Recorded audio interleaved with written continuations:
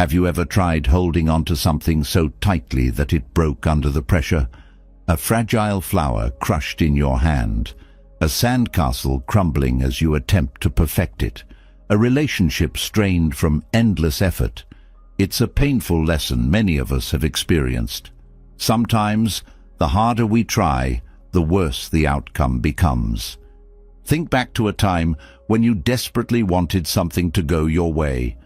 Perhaps it was a career goal, a personal achievement, or even someone's approval. You planned meticulously, worked tirelessly, and thought about it constantly. Yet instead of things falling into place, they seemed to unravel. The frustration builds, doubts creep in, and soon it feels like you're running in circles. The weight of your own expectations suffocates the joy that once fueled your efforts. It's not a lack of talent or intelligence that creates this struggle. It's the weight of attachment. The more tightly we cling, the more we resist the natural flow of life. And that resistance, it's like trying to swim upstream in a raging river. Exhausting, discouraging, and ultimately futile. But what if there's another way? A lighter way to approach life, where success comes not from force, but from alignment. This is the wisdom Buddhism offers, a wisdom rooted in letting go of the need to control every outcome without giving up on what matters. It's about finding peace in the process rather than being enslaved by the result. This isn't passive or lazy. It's liberating, powerful, and deeply transformative. There's a story of a boy on a breezy spring afternoon running across a field with a kite. It's a bright red kite, one he spent days crafting with his father. With every step, he feels the pull of the wind, lifting it higher. His face lights up with joy as the kite soars, painting streaks of red across the sky. But then, the string begins to slip from his fingers. His heart races as he clutches tighter, determined not to lose it. The harder he pulls, the more chaotic the kite's flight becomes. It wobbles, dips, and starts spiraling out of control. In a panic, he grips the string with all his might, trying to yank it back into balance. But his force only tightens the tension. Finally, the string snaps. The kite spirals downward, crashing into a tree far away. The boy collapses on the ground, defeated. His father, who had been watching, walks over and places a hand on his shoulder. "You held on too tight," he says gently. "Kites need space to fly. If you give it some slack, the wind does the work for you." At first, the boy doesn't understand. He thought holding on tightly was the only way to keep the kite in the air. But as they retrieve the kite and try again, his father shows him how to release just enough string for the wind to carry it. Slowly, the boy lets go, not of the kite, but of his need to control it. This time, the kite flies higher than ever, steady and free in the breeze. We've all been the boy with the kite at some point in life.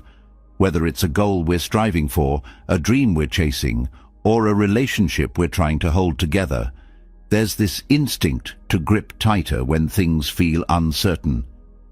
If I just try harder, we think, it will all work out. But much like the kite, life doesn't respond well to force. When we over-control, we create tension. When we cling, we lose balance. And when we focus too much on the outcome, we miss the joy of the journey. This story isn't just about a boy and his kite. It's about the way we approach life. The wind represents the forces we can't control. Time, circumstances, other people's choices. The string is our effort, and the kite is our dream. The key is learning to balance effort with trust. Too much force, and we break the string. Too little effort, and the kite never takes off. There's a heaviness that comes with chasing something too hard. Anxiety creeps in, turning even small setbacks into massive obstacles. You start questioning your worth, your abilities, and your path. It's an emotional roller coaster that leaves you drained and unmotivated. Consider relationships, for example. Have you ever tried so hard to earn someone's love or approval that it backfired? Maybe you sent endless texts, planned grand gestures, or bent over backward to be everything they wanted. But instead of feeling closer to them, you felt emptier, like you were losing yourself. That's the cost of attachment. It narrows our focus and blinds us to the bigger picture. Now, think about a time when you let go. Not in defeat, but in trust. Maybe you stopped chasing someone's validation and focused on being true to yourself.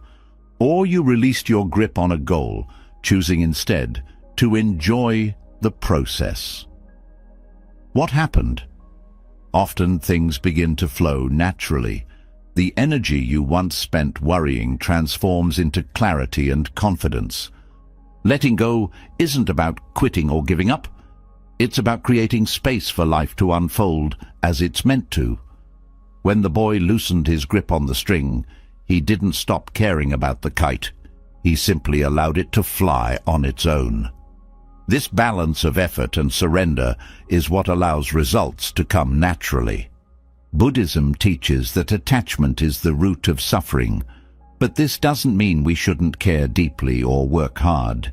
It means we should care without clinging.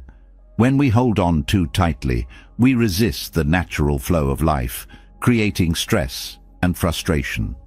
But when we let go, we align ourselves with that flow, making it easier for things to fall into place. Imagine the boy running across the field with his kite, smiling as the wind lifts it higher. He's no longer focused on keeping the kite in perfect balance or reaching a specific height. He's simply enjoying the feeling of the breeze, the sunlight on his face, and the wonder of the moment. This is the freedom that comes from letting go of attachment. Not freedom from effort, but freedom within effort. When we stop obsessing over the end result, we begin to see the beauty in the process. We find joy in taking small steps, learning along the way, and trusting that the right outcomes will come at the right time. It's a mindset shift that not only reduces stress, but also increases our capacity for success. Life isn't about constantly pushing and pulling. It's about finding harmony between effort and ease. When we approach life with curiosity instead of control, with trust instead of attachment, we open the door to possibilities we never imagined. So, as you move forward, remember the boy and his kite. Remember the wisdom of loosening the grip, of letting the wind carry you higher than you could ever climb on your own. The results you're longing for are often just waiting for you to stop chasing and start trusting. There's a strange irony in life that many people don't recognize until they've exhausted themselves trying. The harder you push, the more distant your goal seems to become. It's not that effort is unimportant. Effort matters. But when effort becomes obsession, when every moment is consumed with chasing, fixing, and forcing results, life pushes back. Outcomes resist control. Doors refuse to open when you bang on them too loudly. It's as if the universe itself is whispering, "Let go, and let me work with you." This is where many people feel stuck, tangled in frustration, wondering why their best efforts fall flat. It's not that they're incapable or unlucky. It's that they've unknowingly fallen into a trap, the paradox of effort. When effort turns into over-effort, the energy we expend begins to work against us. It creates resistance where flow is needed, and instead of progress, we feel exhaustion. So, what is the way forward? The key lies not in giving up, but in understanding how to apply effort with grace and alignment. The paradox of effort begins with a fundamental truth. Results are not entirely within our control. This doesn't mean we abandon our goals or stop caring about them. It means learning how to align our actions with the natural flow of life, to trust in the process rather than force outcomes. The more we let go of the need to control every detail, the more life seems to cooperate. Let's consider how this works in relationships. Think of someone trying too hard to earn the love or approval of others. They overcompensate, sending too many messages, planning extravagant gestures, or constantly seeking reassurance. Instead of bringing others closer, this energy often pushes them away. People sense the desperation, the neediness, and it creates discomfort. On the other hand, when someone radiates quiet confidence, showing love and kindness without clinging or overexerting, they naturally attract warmth and affection. The difference lies in the energy they bring. One is heavy, the other is light. This dynamic extends far beyond relationships. In professional settings, for example, we often encounter people who try to dominate every situation. They micromanage, obsess over details, and refuse to delegate tasks because they fear losing control. Instead of inspiring trust, they create tension and fatigue. Their colleagues feel stifled, and the work environment becomes strained. Compare this to someone who leads with trust, giving others the space to shine. By balancing effort with trust, they create an atmosphere of collaboration and ease, where results come more naturally. The same principle applies to creative pursuits. Writers, artists, and musicians often talk about being in the zone, that magical state where ideas flow effortlessly, but that state is elusive when creativity is forced. Staring at a blank page, trying to conjure inspiration through sheer willpower, often leads to frustration. True creativity arises when the mind is relaxed, open, and receptive. It's not about working less. It's about working with a lighter touch, letting ideas come to you rather than chasing them down. This balance between effort and ease is also evident in physical activities. Athletes, for instance, understand that overtraining can harm performance. Muscles need rest to grow. A sprinter who pushes themselves to exhaustion every single day won't perform as well as one who trains strategically, allowing time for recovery. Even in moments of peak performance, athletes talk about finding a rhythm, a flow, where effort feels natural and unforced.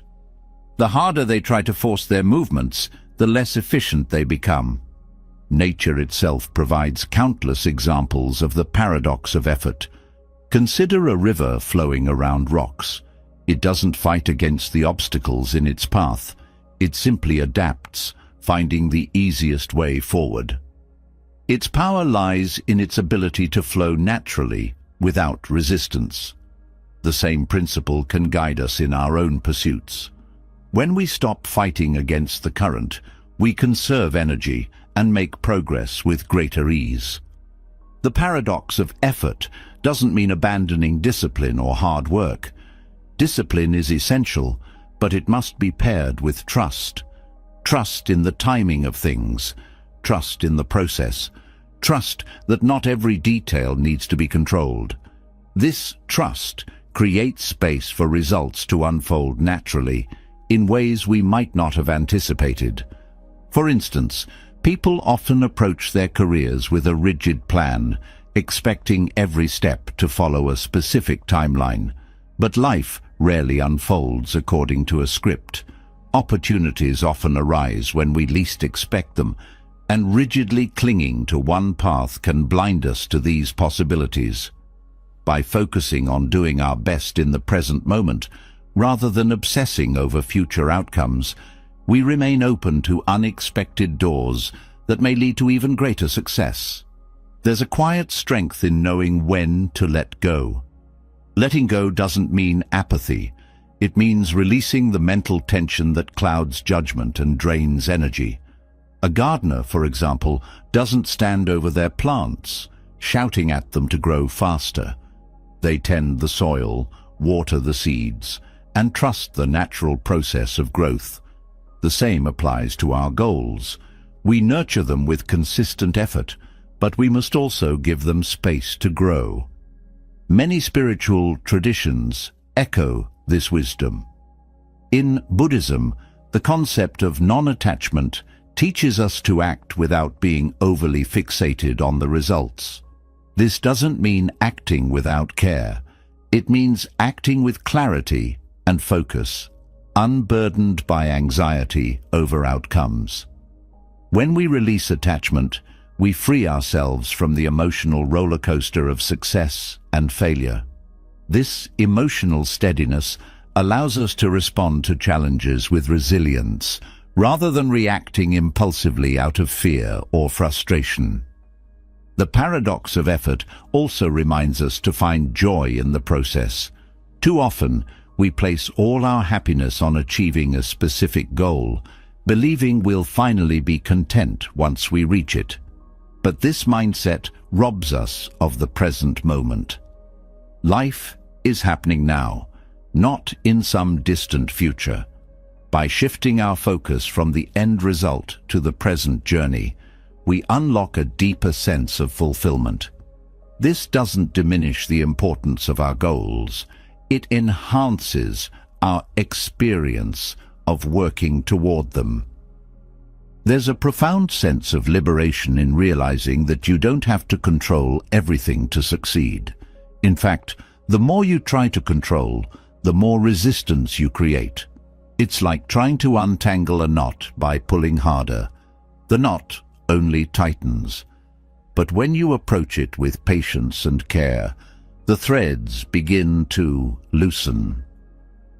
Similarly, when we approach life with patience and trust, we create the conditions for success to flow naturally. This doesn't mean challenges disappear.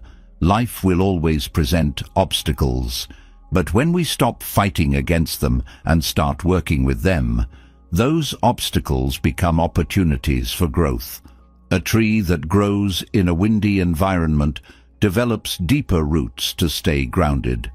In the same way, the challenges we face can strengthen us as long as we don't let them consume us. The paradox of effort also highlights the importance of pacing ourselves.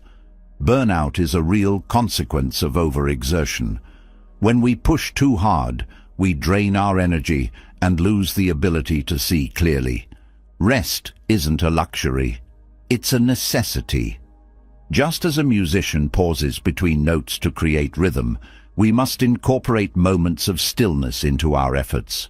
These pauses allow us to recharge, reflect, and recalibrate. Learning to navigate the paradox of effort is an ongoing practice. It requires self-awareness to recognize when we're pushing too hard and the courage to step back when needed. It also requires humility, the humility to accept that some things are beyond our control. This humility isn't a sign of weakness, it's a sign of wisdom. Ultimately, the paradox of effort teaches us that success isn't about how hard we push. It's about how wisely we align our actions with the natural flow of life. When we release the need to control every detail, we create space for results to come in their own time. And often, they come not in the way we expect, but in ways that are even better. Life, after all, has a way of surprising us when we allow it to unfold. Trust the process. Do your part, and let life meet you halfway. Letting go often feels counterintuitive, especially when you've been taught that relentless effort is the key to success. But as we saw in the paradox of effort, pushing too hard can create resistance rather than results. When we loosen our grip, when we stop treating life as something to be controlled and start treating it as something to be trusted, we create space for growth and fulfillment. This naturally brings us to the art of non-attachment, a way of showing up fully while releasing the need to cling to outcomes. It's not about abandoning effort, It's about finding freedom within effort. Non-attachment doesn't mean you stop caring. In fact, it's the opposite. You care deeply, but without the suffocating pressure of needing things to turn out a certain way. Think of a parent encouraging their child to ride a bike. The parent provides guidance and steady hands at the start, but eventually they let go. If they cling too tightly, the child never learns balance. Non-attachment works in much the same way. It allows life to unfold naturally, without unnecessary interference. This practice becomes transformative when applied to relationships. A connection flourishes when it is built on trust, not possession. Holding someone too tightly, demanding they meet all your expectations, or trying to control their choices only creates tension. True love, whether romantic or platonic, thrives when each person has room to breathe, to grow, and to be themselves. Non-attachment in relationships is about supporting others without trying to own them. It's about offering love freely, without strings attached. This principle extends to our ambitions and goals. When we tie our sense of self-worth to achieving a specific outcome, we set ourselves up for constant stress. We live on an emotional roller coaster, celebrating temporary wins and spiraling into despair when things don't go as planned. But when we practice non-attachment, we detach our identity from external achievements. This doesn't mean we stop striving. It means we strive without letting the outcome define us. It's about focusing on the effort itself, the work, the creativity, the process, and finding fulfillment there. Non-attachment also helps us manage setbacks with grace. When things don't go as we hoped, our first instinct might be to cling even tighter, to force a solution. But this only deepens our frustration. Non-attachment teaches us to pause, reflect, and adapt. It reminds us that failure is not the end of the story. It's simply a chapter. By releasing our grip on how things should be, we open ourselves to how things could be, often in ways we never expected. In creative pursuits, the art of non-attachment unlocks a deeper sense of freedom. A musician who plays for the sheer joy of creating sound, a writer who finds meaning in the act of writing itself, or an artist who paints without worrying about how their work will be received. These are examples of people who have embraced non-attachment.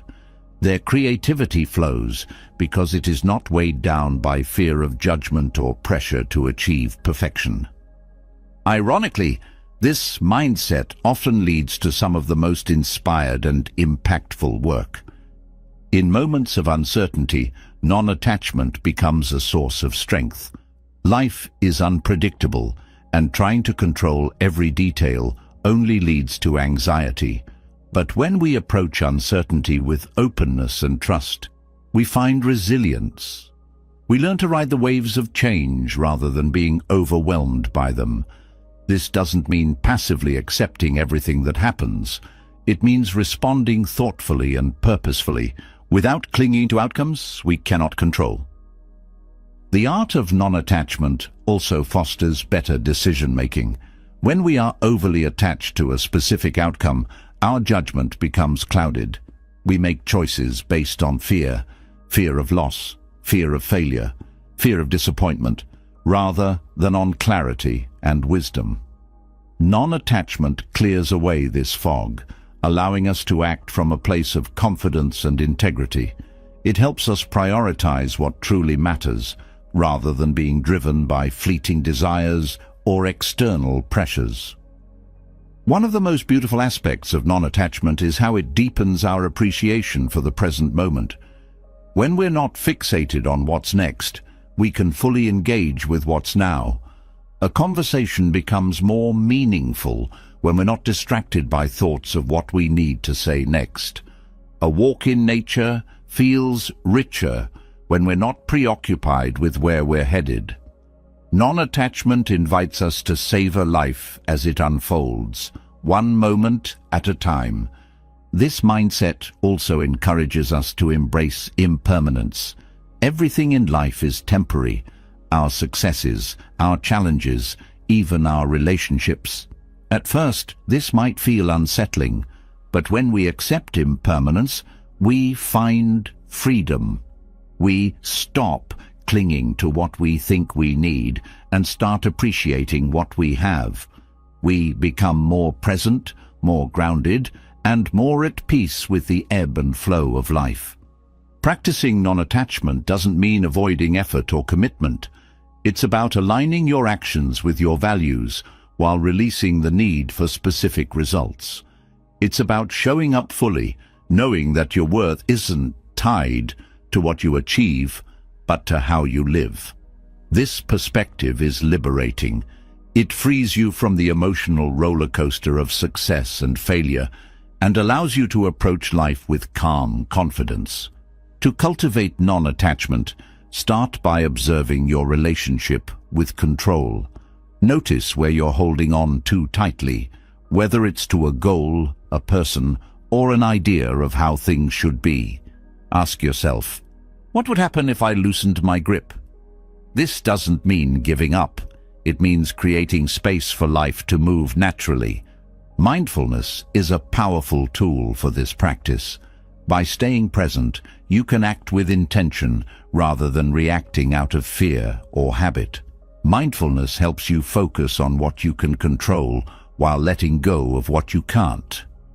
It reminds you that your energy is best spent on the present moment, not on worrying about the future or regretting the past.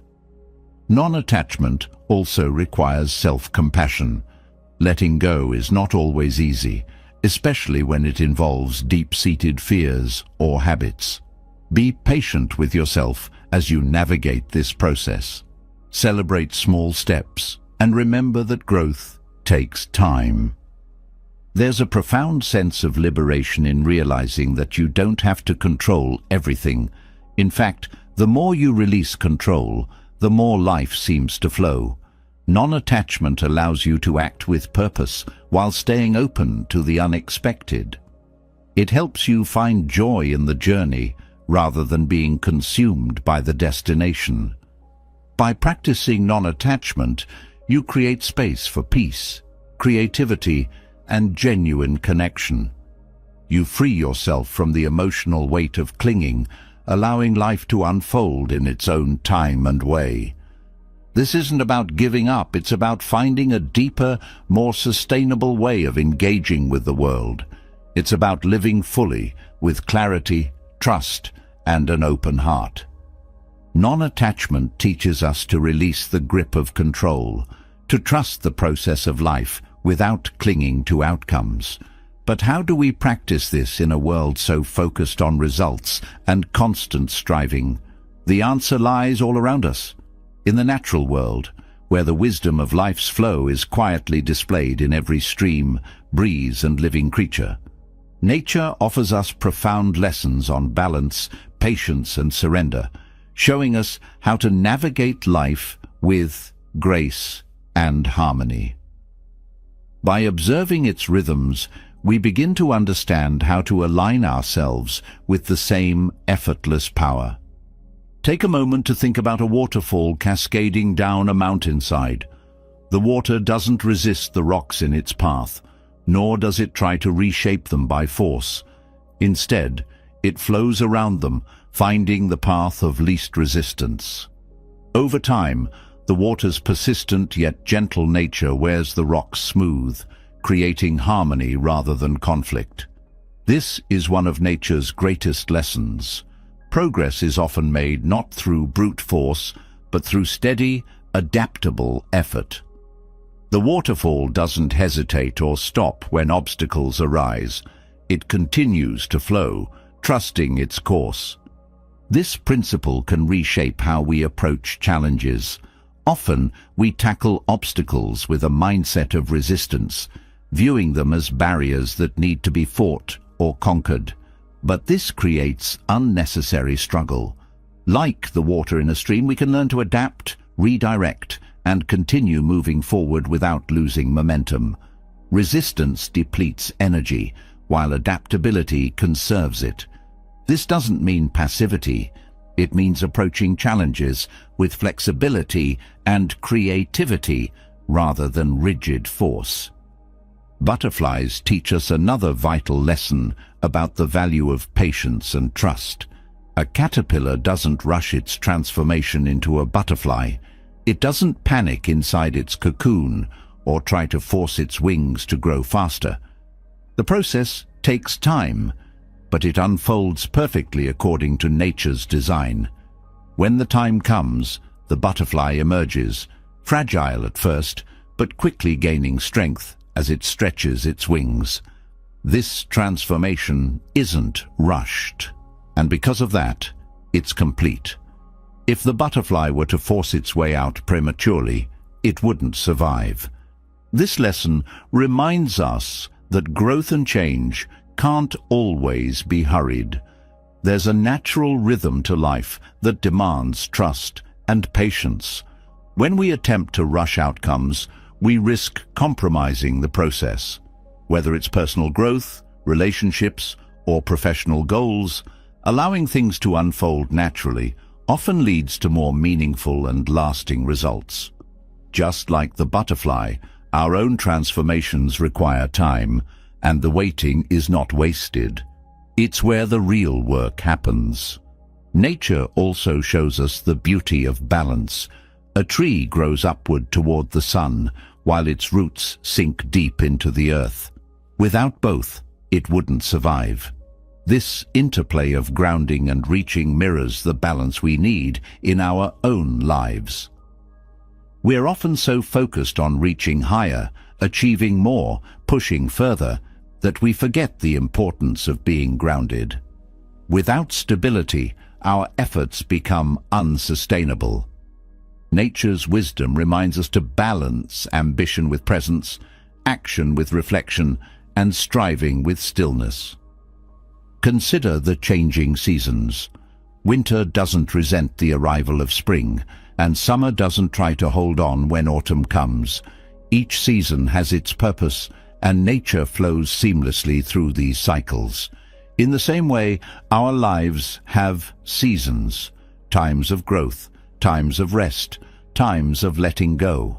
Clinging to any one season creates imbalance. When we resist the natural transitions of life, we create stress and suffering. But when we accept each phase as it comes, we move through life with greater ease.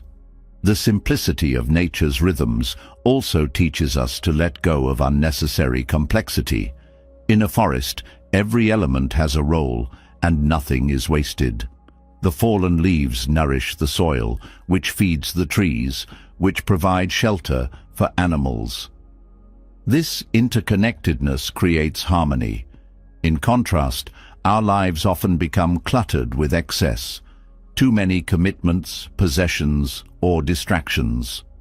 By simplifying and focusing on what truly matters, we can create a sense of harmony in our own lives. One of nature's most profound lessons is found in the way it embraces imperfection. A tree with gnarled branches or a flower missing a petal is no less beautiful than a perfectly symmetrical one. Nature doesn't strive for perfection. It thrives in diversity and imperfection. This is a powerful reminder for us to embrace our own flaws and imperfections. They are not barriers to success or happiness, but part of what makes us unique and resilient. The ocean, vast and unyielding, teaches us about perspective. Its waves rise and fall, sometimes calm, sometimes stormy, but it remains whole and steady. It doesn't cling to the highs or despair in the lows. Similarly, we can learn to navigate life's ups and downs with a sense of steadiness. By focusing on the bigger picture, we can ride out temporary challenges without losing sight of our deeper purpose. Nature also shows us the value of collaboration. A beehive thrives because each bee plays its part, working not for individual gain, but for the good of the whole. This interconnectedness reminds us of the importance of community and cooperation. When we approach life with a mindset of collaboration rather than competition, we create stronger relationships and a greater sense of purpose. Rainfall of Dain Saint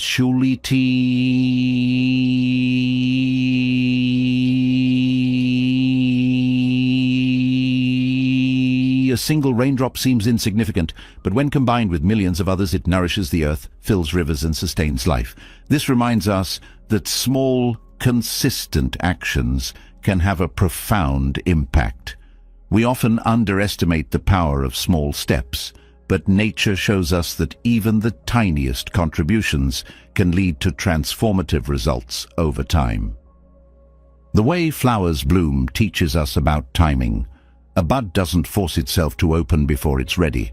It waits for the right conditions, sunlight, warmth, and nourishment. When the moment comes, it blossoms effortlessly. This patience is a reminder that there's a time for everything. Rushing ahead without preparation often leads to setbacks. But when we align our actions with the right timing, progress feels natural and sustainable. Mountains, standing tall and unyielding, teach us about resilience. They endure storms, erosion, and the passage of time, yet they remain steadfast.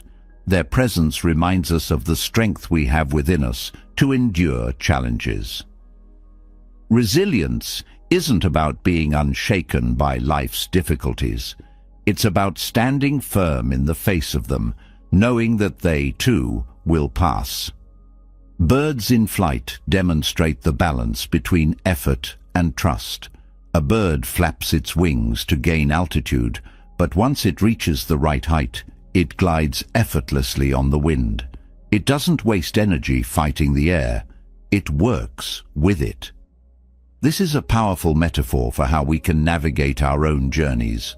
Effort is necessary, but there comes a point where we must trust the flow and allow ourselves to be carried forward. Even the smallest elements of nature, like a spider spinning its web, offer wisdom. A spider doesn't get frustrated when its web is torn. It begins again, weaving with patience and focus. This quiet determination is a reminder that setbacks are not the end. They're an invitation to start fresh. Each thread it spins contributes to the strength of the whole, just as each action we take builds toward our larger goals. Nature's wisdom is an invitation to live with greater harmony, patience, and trust. By observing its rhythms, we learn to let go of resistance, embrace imperfection, and align ourselves with the flow of life. These lessons are not abstract. They are deeply practical and transformative when applied to our daily lives. Through the quiet guidance of waterfalls, butterflies, and all of nature's wonders, we find a path to live more fully, with balance, peace, and purpose.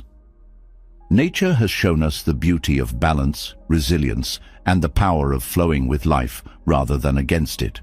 These lessons naturally lead us to the next critical step in finding peace, letting go of expectations.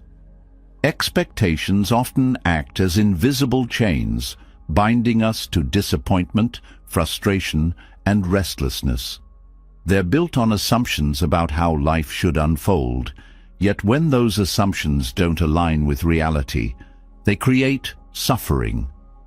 To free ourselves, we must loosen the grip of expectations and learn to engage with life as it truly is, not as we wish it to be. Letting go of expectations doesn't mean giving up hope or ambition. It means releasing the mental script that says, "This is how things must happen." Expectations create rigid structures in our minds, and when reality doesn't fit, it feels like the whole structure collapses. For example, expecting recognition for hard work can lead to bitterness when it doesn't come, even though the effort itself may have been valuable. Shifting focus from the expectation of rewards to the intrinsic value of the work can transform how we experience these moments. When you let go of expectations, you begin to see life with clearer eyes. Expectations often cloud judgment, making it difficult to appreciate what's in front of you.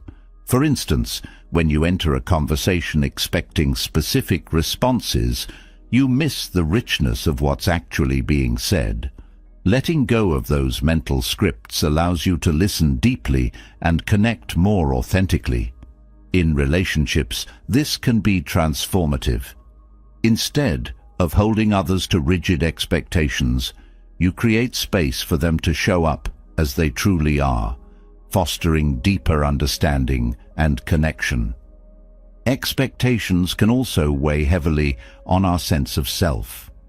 Many of us hold expectations about who we should be, how successful we should look, or what milestones we should have achieved by a certain age. These expectations are often shaped by societal pressures or comparisons to others, and they can feel suffocating. Releasing these self-imposed demands allows you to embrace your unique journey. It's not about lowering your standards or losing motivation. It's about recognizing that your path doesn't need to look like anyone else's to be meaningful. Letting go of expectations opens the door to gratitude. When we're not fixated on what should happen, we can appreciate what is happening. This shift in perspective brings a sense of peace that isn't dependent on circumstances, aligning perfectly with our desires. Gratitude grows when we stop demanding that life conform to our plans and instead recognize the gifts it offers, even when they come in unexpected forms. This mindset is particularly valuable in times of uncertainty. Expectations thrive on the illusion of control. They convince us that if we plan carefully enough, we can guarantee specific outcomes. But life is inherently unpredictable. When unexpected challenges arise, clinging to expectations only intensifies stress. Letting go allows us to adapt and find stability in the face of change. It's not about abandoning goals or dreams. It's about holding them lightly, understanding that the journey may take unexpected turns. The act of letting go doesn't come easily. Expectations are often deeply ingrained, tied to emotions, and reinforced over time. It takes conscious effort to recognize when they're at play. Start by noticing how you feel when something doesn't go as planned. Is there frustration, disappointment, a sense of failure? These emotions are often signals that an expectation wasn't met. By identifying these moments, you can begin to question the underlying beliefs driving them. Mindfulness is a powerful tool in this process. When you're present in the moment, you can observe your thoughts and emotions without judgment. This awareness helps you see expectations for what they are, mental constructs, not truths. By staying grounded in the present, you can respond to life's challenges with clarity and calm, rather than reacting out of frustration or fear. Letting go of expectations doesn't mean letting go of boundaries or values. It's important to distinguish between healthy boundaries, which protect your well-being, and rigid expectations, which demand that others or the world behave in a specific way. Boundaries come from a place of self-respect and clarity, while expectations often stem from a need for control. For example, expecting someone to always agree with you is unrealistic and damaging, but setting a boundary that ensures respectful communication is both healthy and empowering. In creative pursuits, releasing expectations can unlock new levels of freedom and innovation. When you're overly attached to how a project should turn out, you limit your ability to explore and experiment. Creativity thrives in open spaces where ideas can evolve naturally. Letting go of the need for perfection allows you to focus on the joy of creating rather than the pressure of achieving. This shift often leads to more authentic and inspired results. The process of letting go also teaches resilience. Expectations often create a fragile sense of happiness, one that crumbles when things don't go as planned. But when you release those expectations, your sense of peace becomes more stable. You learn to find contentment in the effort itself, in the relationships you nurture, and in the beauty of the present moment. This resilience doesn't mean you won't face disappointment. It means you'll recover more quickly, with a deeper sense of inner strength. Letting go of expectations can also transform how you approach goals. Goals are valuable. They give us direction and purpose. But when we become overly attached to specific outcomes, they can become sources of stress rather than inspiration. By focusing on the process rather than the result, you create space for growth and learning. This doesn't mean abandoning ambition. It means allowing your journey to unfold naturally, without the weight of constant pressure. One of the most profound benefits of releasing expectations is the freedom it brings. Expectations often act as invisible barriers, limiting what we think is possible. When you let go, you open yourself to new opportunities, perspectives, and experiences. This freedom allows you to approach life with curiosity and wonder, embracing the unexpected rather than fearing it. The act of letting go is also deeply tied to forgiveness. Expectations often fuel resentment toward others, toward yourself, or even toward life itself. When you let go, you release the need to hold on to anger or blame. Forgiveness becomes easier because you're no longer tied to the idea that things should have been different. This doesn't mean condoning harm or injustice. It means freeing yourself from the burden of carrying that pain. Letting go of expectations doesn't happen overnight. It's a practice, one that requires patience and persistence. But with each small step, you'll notice a shift. Life becomes lighter, your relationships deepen, and your sense of peace grows. By freeing yourself from the chains of expectation, you create space for the true richness of life to unfold. This isn't about settling or giving up. It's about stepping into a more expansive and joyful way of living. Letting go of expectations creates a sense of freedom and lightness. But what happens when we hold on too tightly? Obsession begins to take root, turning our focus into fixation and our efforts into struggle. The energy of clinging doesn't just block progress, it drains joy, creativity, and clarity. Progress doesn't flourish in the tight grip of obsession. It unfolds in the balance of action and trust. This balance, however, is elusive when we allow fear and control to guide us instead of purpose and belief. The key is understanding the difference between healthy commitment and harmful attachment. Obsession often begins with good intentions. A person pours their energy into a goal, determined to succeed. But when that determination morphs into clinging, the balance tips. Suddenly, every setback feels monumental. Every delay becomes unbearable, and every small misstep is magnified into failure.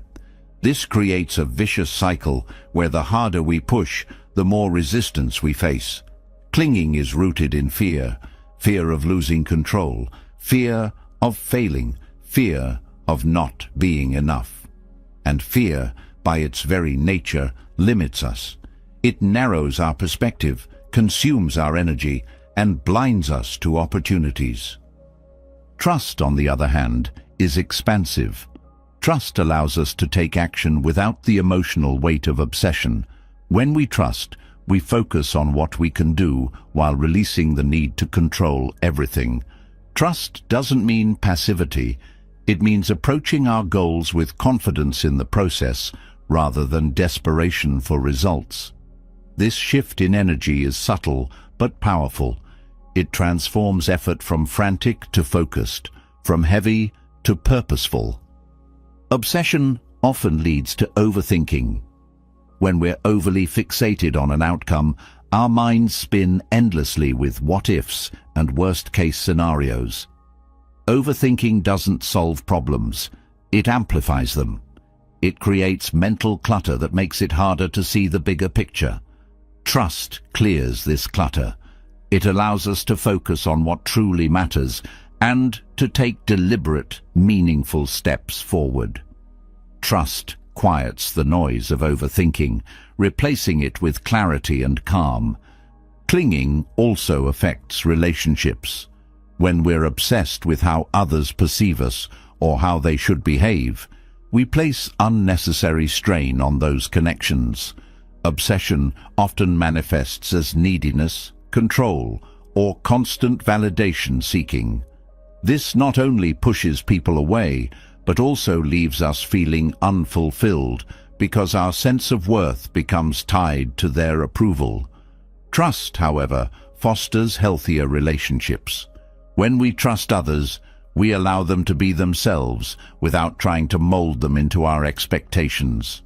This creates space for mutual respect, understanding, and genuine connection. The energy of clinging is exhausting. It drains us physically, emotionally, and mentally because it's driven by a constant state of tension.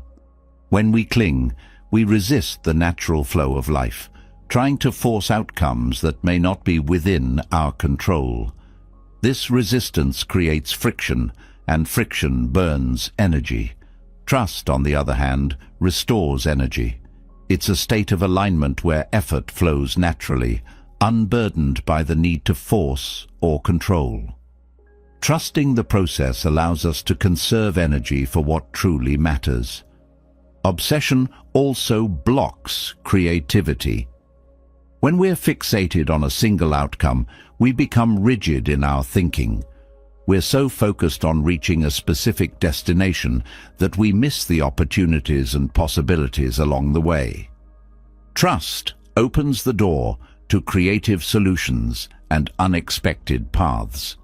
It allows us to approach challenges with curiosity rather than fear, which often leads to breakthroughs that obsession could never achieve. In professional settings, obsession can manifest as micromanagement. Leaders or team members who are obsessed with perfection often struggle to delegate tasks or trust others.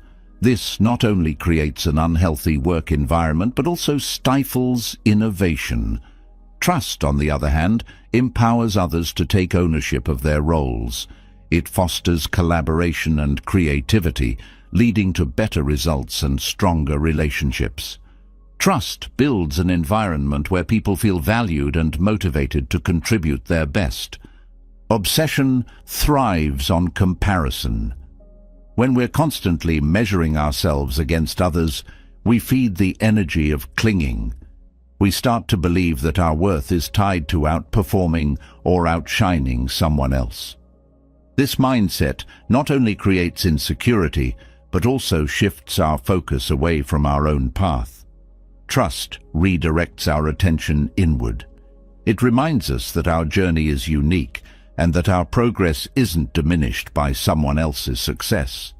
Trust helps us celebrate our own growth without falling into the trap of comparison.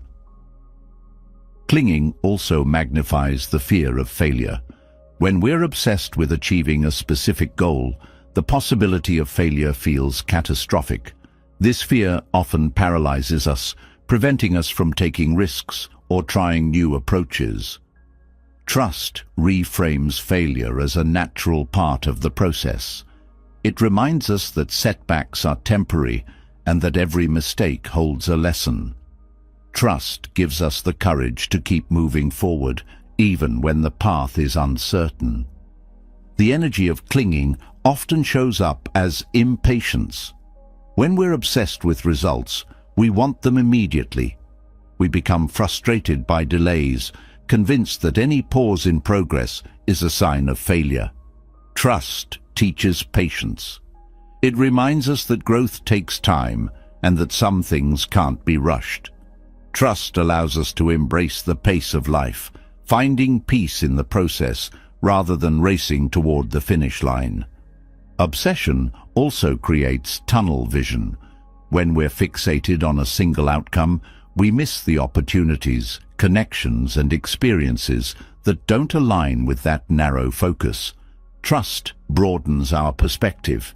It encourages us to stay open to the unexpected and to explore paths we might not have considered. This openness often leads to opportunities that are even better than what we initially envisioned. Clinging can also erode self-worth. When our identity becomes tied to a specific outcome, we feel unworthy or inadequate when things don't go as planned. Trust separates our sense of self from external achievements. It reminds us that our value isn't defined by what we do or accomplish, but by who we are. Trust helps us build a foundation of self-worth that is unshaken by external circumstances. The energy of trust is also deeply rooted in gratitude. When we trust the process, we become more aware of the small victories and moments of joy along the way. Clinging often blinds us to these moments because we're so focused on the end goal. Trust allows us to appreciate the journey, finding fulfillment in the present rather than deferring happiness to the future. Clinging often stems from a lack of faith in ourselves, in others, or in the flow of life. Trust, on the other hand, is an act of faith. It's a choice to believe in the strength of our efforts, the support of our relationships, and the wisdom of life's timing. This faith doesn't eliminate challenges, but it transforms how we face them. It replaces fear with confidence and resistance with acceptance. Learning to shift from clinging to trust takes practice. It requires self-awareness to recognize when obsession is taking over and courage to let go of the need for control. But each step toward trust creates more space for progress, peace, and fulfillment. When we let go of obsession, we don't lose focus or ambition. We gain clarity and freedom. We align our efforts with the natural flow of life, allowing progress to unfold in its own time and way. Trust becomes the foundation for everything we do, transforming not only what we achieve, but also how we experience the journey. Trusting the process teaches us to let go of obsession, allowing life to flow naturally. Yet, even with trust, it's easy to become overly focused on where we want to go. The destination, the achievement, the outcome, can feel like the ultimate prize, overshadowing the journey itself. But life, in its essence, is not about the finish line. It's about the moments in between. The true richness lies not in what we reach, but in how we move, how we live, and how we embrace each step along the way. This is where life becomes a dance, a rhythm of effort, surrender, joy, and growth. Fixating on the destination often robs us of the present. When we're solely focused on reaching the next milestone, we lose sight of the beauty, lessons, and connections happening right now. Life isn't something that begins once we achieve our goals. It's unfolding in every breath, every conversation, every experience. Embracing the journey means recognizing that the moments we often overlook, the quiet mornings, the shared laughter, the small victories, are just as valuable as the grand achievements. The pressure to reach a destination can also create a false sense of urgency. When we rush through life, we miss the richness of each experience. It's like speeding through a beautiful countryside and seeing nothing but a blur outside the window. Slowing down doesn't mean losing ambition. It means engaging fully with where we are, knowing that each step holds its own significance. The journey shapes us in ways the destination never can. It challenges us, humbles us, and often reveals strengths we didn't know we had. The idea of life as a dance is a reminder that movement is not always linear. Progress isn't a straight line. It's a series of steps, pauses, and shifts in direction. Sometimes what feels like a setback is simply a redirection, guiding us toward something better. When we embrace the journey, we learn to move with life's rhythm rather than resisting it. We become more adaptable, more resilient, and more open to the unexpected. Each journey's unique, and comparing our path to someone else's diminishes its value. Society often measures success by external milestones, wealth, titles, or accomplishments, but these markers don't capture the depth of a life well lived. Embracing the journey means finding meaning in our own experiences, no matter how different they may look from others. It's about living authentically, guided by our values rather than external pressures. When we focus less on where we should be and more on how we're growing, life becomes infinitely more fulfilling. The dance of life also teaches us to find joy in the process, even when it's challenging. Not every step will be graceful. There will be missteps, moments of doubt, and periods of struggle, but within those struggles lie opportunities for growth. Each challenge we face adds depth to our character, much like a dancer who refines their movements through practice and persistence. Embracing the journey means welcoming these moments, knowing they're an integral part of the dance. Focusing solely on the destination can also lead to burnout. When we're constantly striving without pause, we exhaust ourselves mentally, emotionally, and physically. The journey is not a race, it's a marathon, and pacing ourselves is essential. Taking time to rest, reflect, and celebrate small wins allows us to sustain our energy and stay connected to our purpose. Life's dance includes moments of stillness, and these pauses are just as important as the steps forward. Embracing the journey also deepens our relationships. When we're present in the moment, we connect more authentically with the people around us. Conversations become richer, and shared experiences carry more meaning. These connections are often the most rewarding aspects of our journey, offering support, inspiration, and a sense of belonging. The people we meet along the way shape us, just as we shape them. The journey is also where we discover our passions and purpose. Sometimes, the destination we thought we wanted turns out to be less important than the path we took to get there. By staying open and curious, we allow ourselves to explore new interests, ideas, and opportunities. This openness often leads to unexpected joy and fulfillment. When we release the need for everything to go according to plan, we make room for life to surprise us. The dance of life invites us to embrace impermanence. Nothing stays the same, and each moment is fleeting. This isn't something to fear, but to cherish. The transient nature of life reminds us to fully engage with each step, knowing that it won't last forever. Gratitude grows when we recognize the preciousness of the present. Even the simplest moments, a shared meal, a walk in nature, a kind word, take on greater significance when we approach them with awareness. Learning to enjoy the journey also means letting go of the need for constant validation. When we're overly focused on the destination, we often seek external approval to confirm we're on the right track.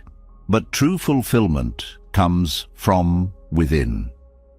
It's found in the quiet satisfaction of knowing we're living in alignment with our values, regardless of how others perceive us. The journey is deeply personal, and its rewards are often internal.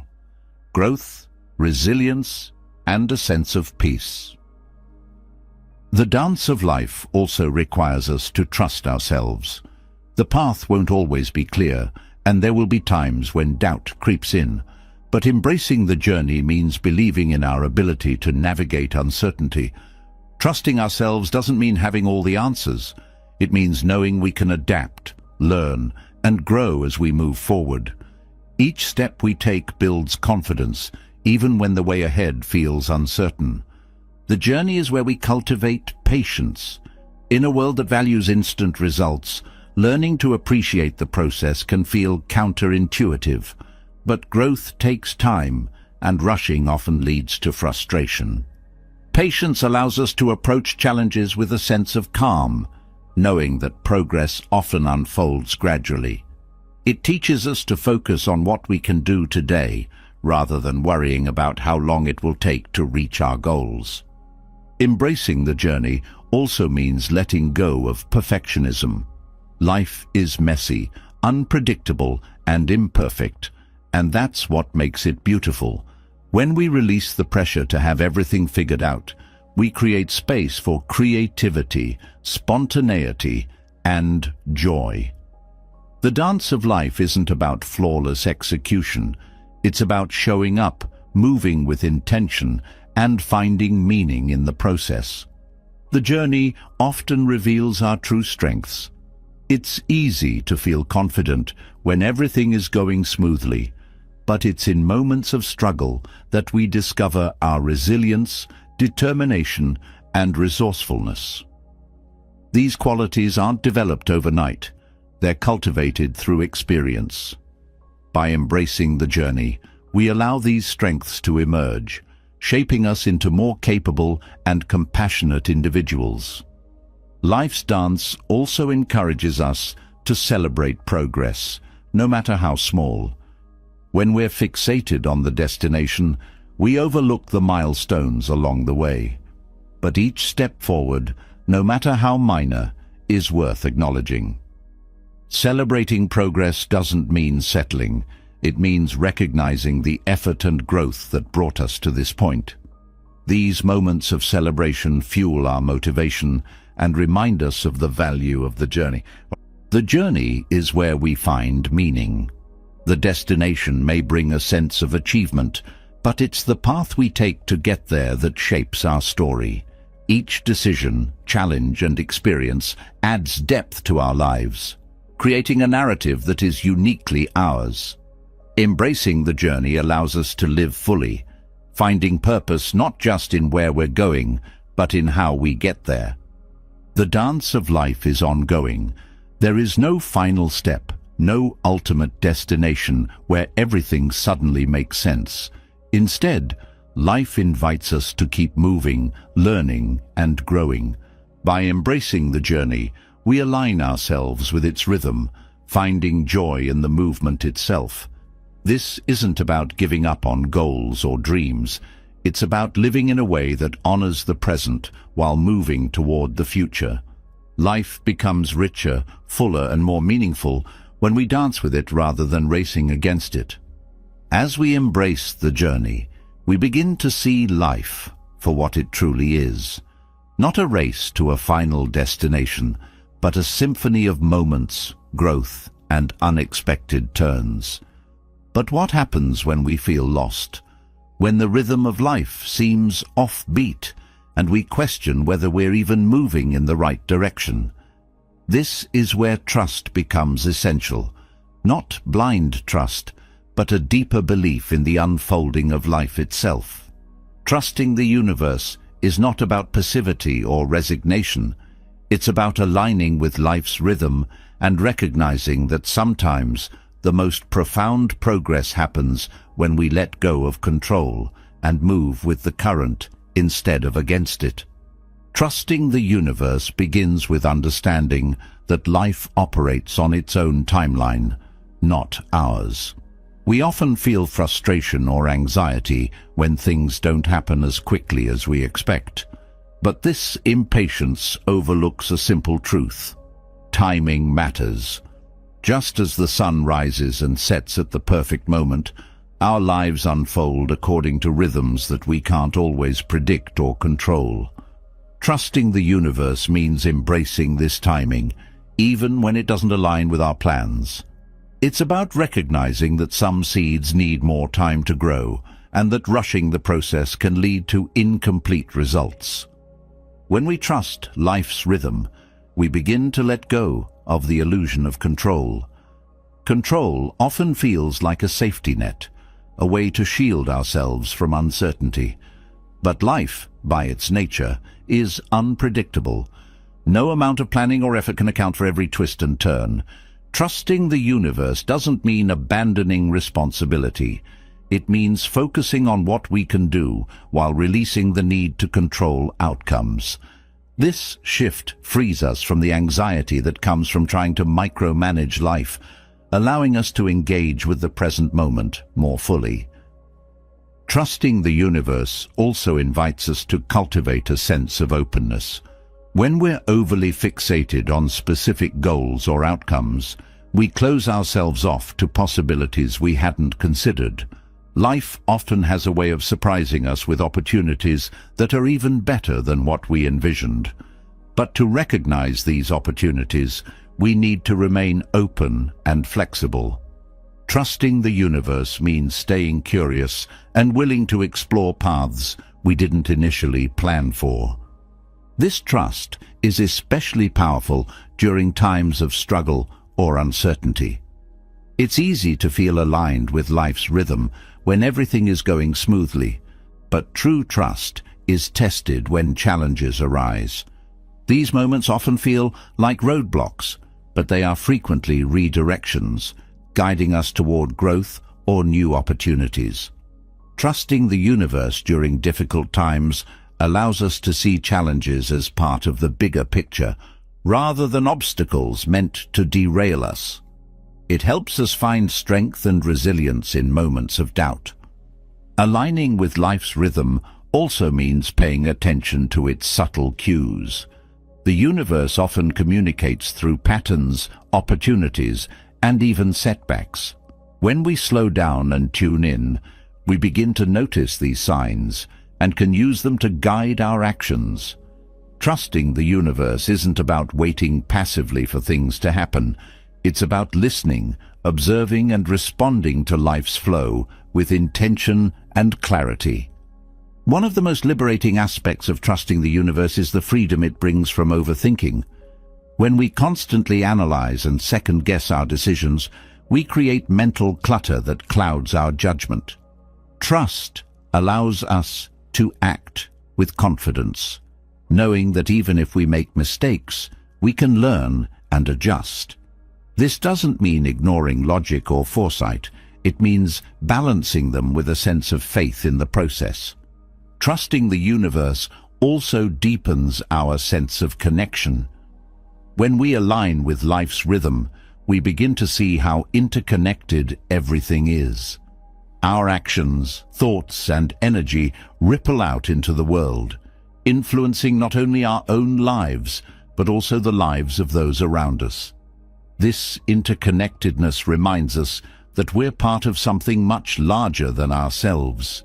Trusting the universe means recognizing that we're not navigating life alone. We're part of a collective flow. This sense of trust fosters patience.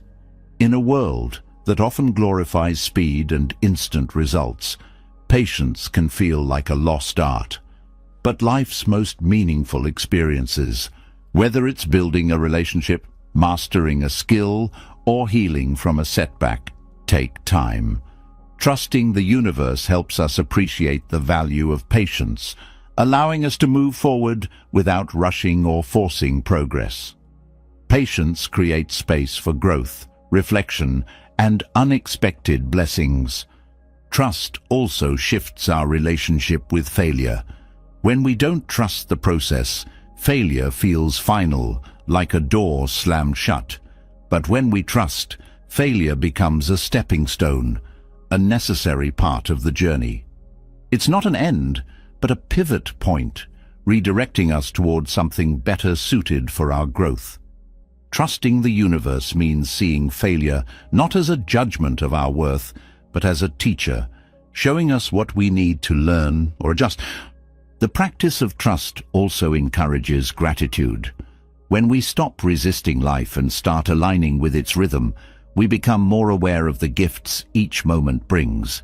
Gratitude shifts our focus from what's missing to what's present, fostering a sense of contentment and peace. This doesn't mean settling or giving up on dreams. It means appreciating the journey while still moving toward our goals.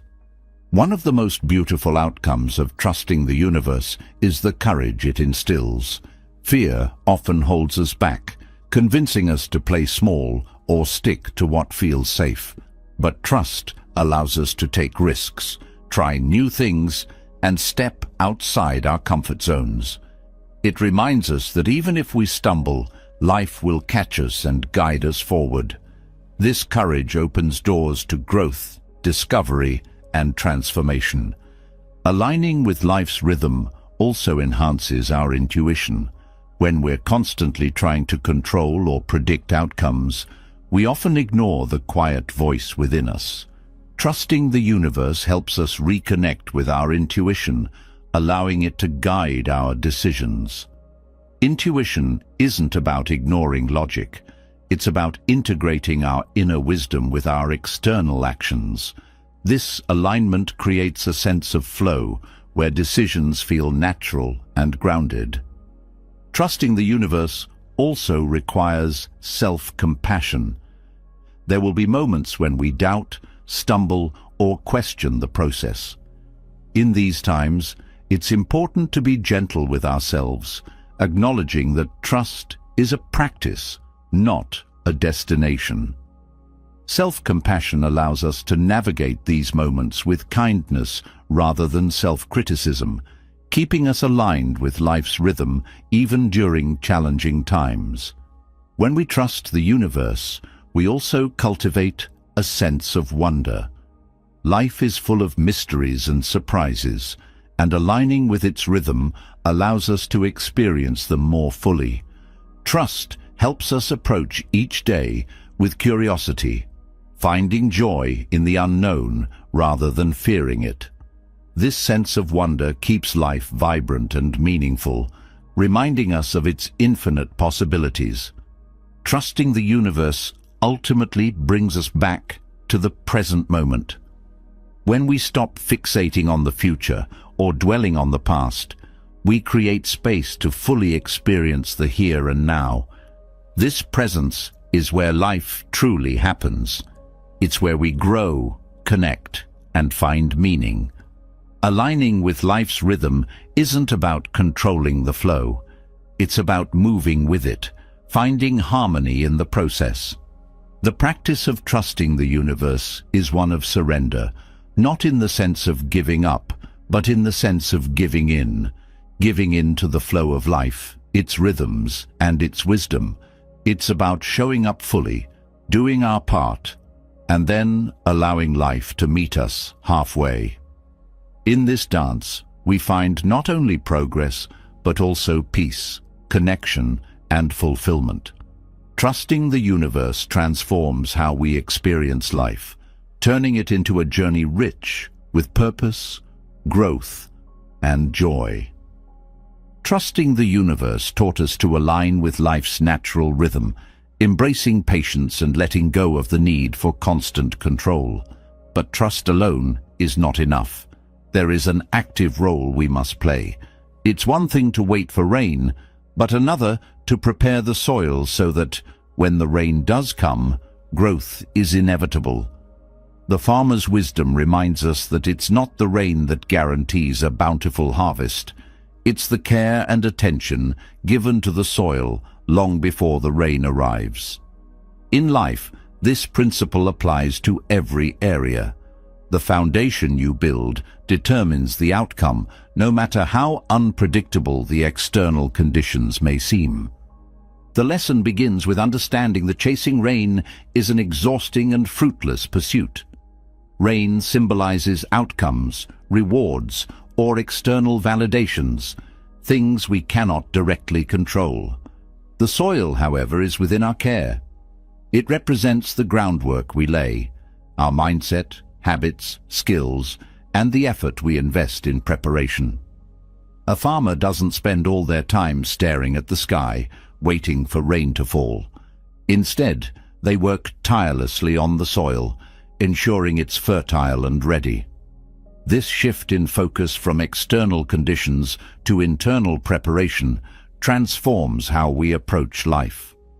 Tending your soil means investing in what you can control. In relationships, it's about nurturing trust, communication, and understanding rather than expecting others to act a certain way. In personal growth, it's about developing resilience, discipline, and a curious mind rather than obsessing over achieving specific milestones. The farmer understands that when the soil is rich and healthy, it has the capacity to nurture growth, regardless of when the rain comes. This principle teaches us to prioritize the process over the result. Preparation isn't just physical effort, it's mental and emotional readiness. Tending your soil means cultivating a mindset of patience and perseverance. Growth doesn't happen overnight, and impatience often leads to shortcuts that undermine long-term success. The farmer doesn't rush the seeds to sprout. They trust the process while consistently doing their part. This trust, paired with effort, creates a powerful balance. In our own lives, this means showing up every day, putting in the work, and allowing progress to unfold naturally. One of the most profound lessons from the farmer is the importance of consistency. Success doesn't come from bursts of effort, but from steady, deliberate actions over time. A farmer waters their crops daily, removes weeds regularly, and tends to the land season after season. In the same way, we must consistently nurture the areas of our lives that matter most. Whether it's our health, relationships, or personal goals, small, consistent actions build the foundation for lasting growth. Chasing rain, waiting for perfect conditions or immediate results, often leads to disappointment because it takes the focus away from what truly matters. The farmer also teaches us about the value of adaptability. Weather patterns are unpredictable, and not every season brings the same challenges or rewards. A farmer learns to work with what nature provides, adjusting their methods to suit the conditions. In life, adaptability is just as crucial. Unexpected setbacks, changes, or delays are inevitable, but they don't have to derail progress. By focusing on the soil, our inner resources and preparation, we can adapt to circumstances and find ways to keep growing, even when external conditions aren't ideal. Tending your soil is also a lesson in self-reliance. While external support, like rain, is valuable, it's not guaranteed. The farmer knows that relying solely on rain is risky. They explore other methods like irrigation to ensure their crops thrive. Similarly, we can't depend entirely on external factors like validation, luck, or recognition to succeed. Building self-reliance means developing the skills, habits, and mindset that allow us to thrive independently of external circumstances. This lesson also extends to how we manage setbacks. Just as a farmer deals with storms, droughts, or pests, we face challenges that threaten to disrupt our progress. The farmer doesn't abandon their field after a storm. They assess the damage, make repairs, and continue nurturing the soil. In life, setbacks are inevitable, but our response determines the outcome. Resilience grows when we focus on what we can do to recover and move forward, rather than fixating on what went wrong. Each challenge becomes an opportunity to strengthen the foundation we've built. Patience is another virtue deeply embedded in the farmer's lesson. Seeds take time to grow, and no amount of rushing can speed up the process. This patience is not passive, it's active and purposeful. The farmer doesn't sit idly while waiting for the harvest. They continue tending to the soil, ensuring the conditions are right. In our lives, this translates to putting in consistent effort without becoming fixated on immediate results. It's about trusting that, in time, the effort will bear fruit. Tending your soil also emphasizes the importance of sustainability. A farmer who overworks the land, depleting it of nutrients without replenishment, risks long-term damage. Similarly, when we push ourselves too hard without rest or self-care, we burn out. Sustainable growth requires balance, working hard while also taking time to recharge and nurture our well-being. This balance ensures that we can continue to grow and thrive over the long term. Gratitude plays a key role in the farmer's approach. A farmer doesn't take the soil, the seeds, or the eventual harvest for granted. They understand the interconnectedness of all these elements and approach their work with appreciation. Gratitude shifts our focus from what we lack to what we have, creating a mindset that fosters abundance. When we're grateful for the resources, skills, and opportunities available to us, we approach life with a sense of possibility rather than scarcity. The farmer's lesson also teaches us to let go of perfection. No harvest is flawless, and no season is without its challenges. Yet the farmer finds value in every crop, knowing that each season brings its own lessons and rewards. In life, the pursuit of perfection often leads to frustration and dissatisfaction. Tending your soil is about embracing progress, imperfections, and all. It's about finding joy in the process rather than constantly striving for unattainable ideals. Community and collaboration are also woven into the farmer's wisdom. While farming often appears solitary, it thrives in the context of shared knowledge, mutual support, and cooperation.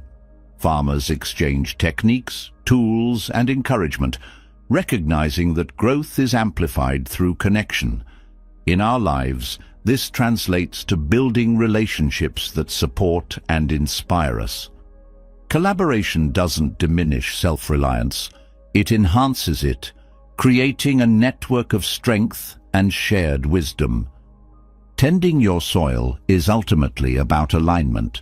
The farmer works in harmony with nature, respecting its rhythms and cycles.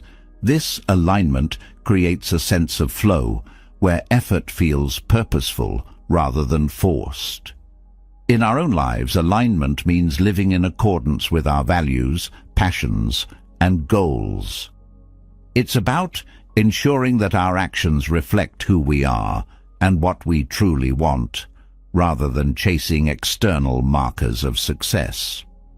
The beauty of the farmer's lesson lies in its simplicity. It reminds us that the most profound progress often comes from the smallest, most consistent efforts. Tending your soil isn't about dramatic gestures or quick fixes. It's about showing up every day, doing the work, and trusting that growth will follow.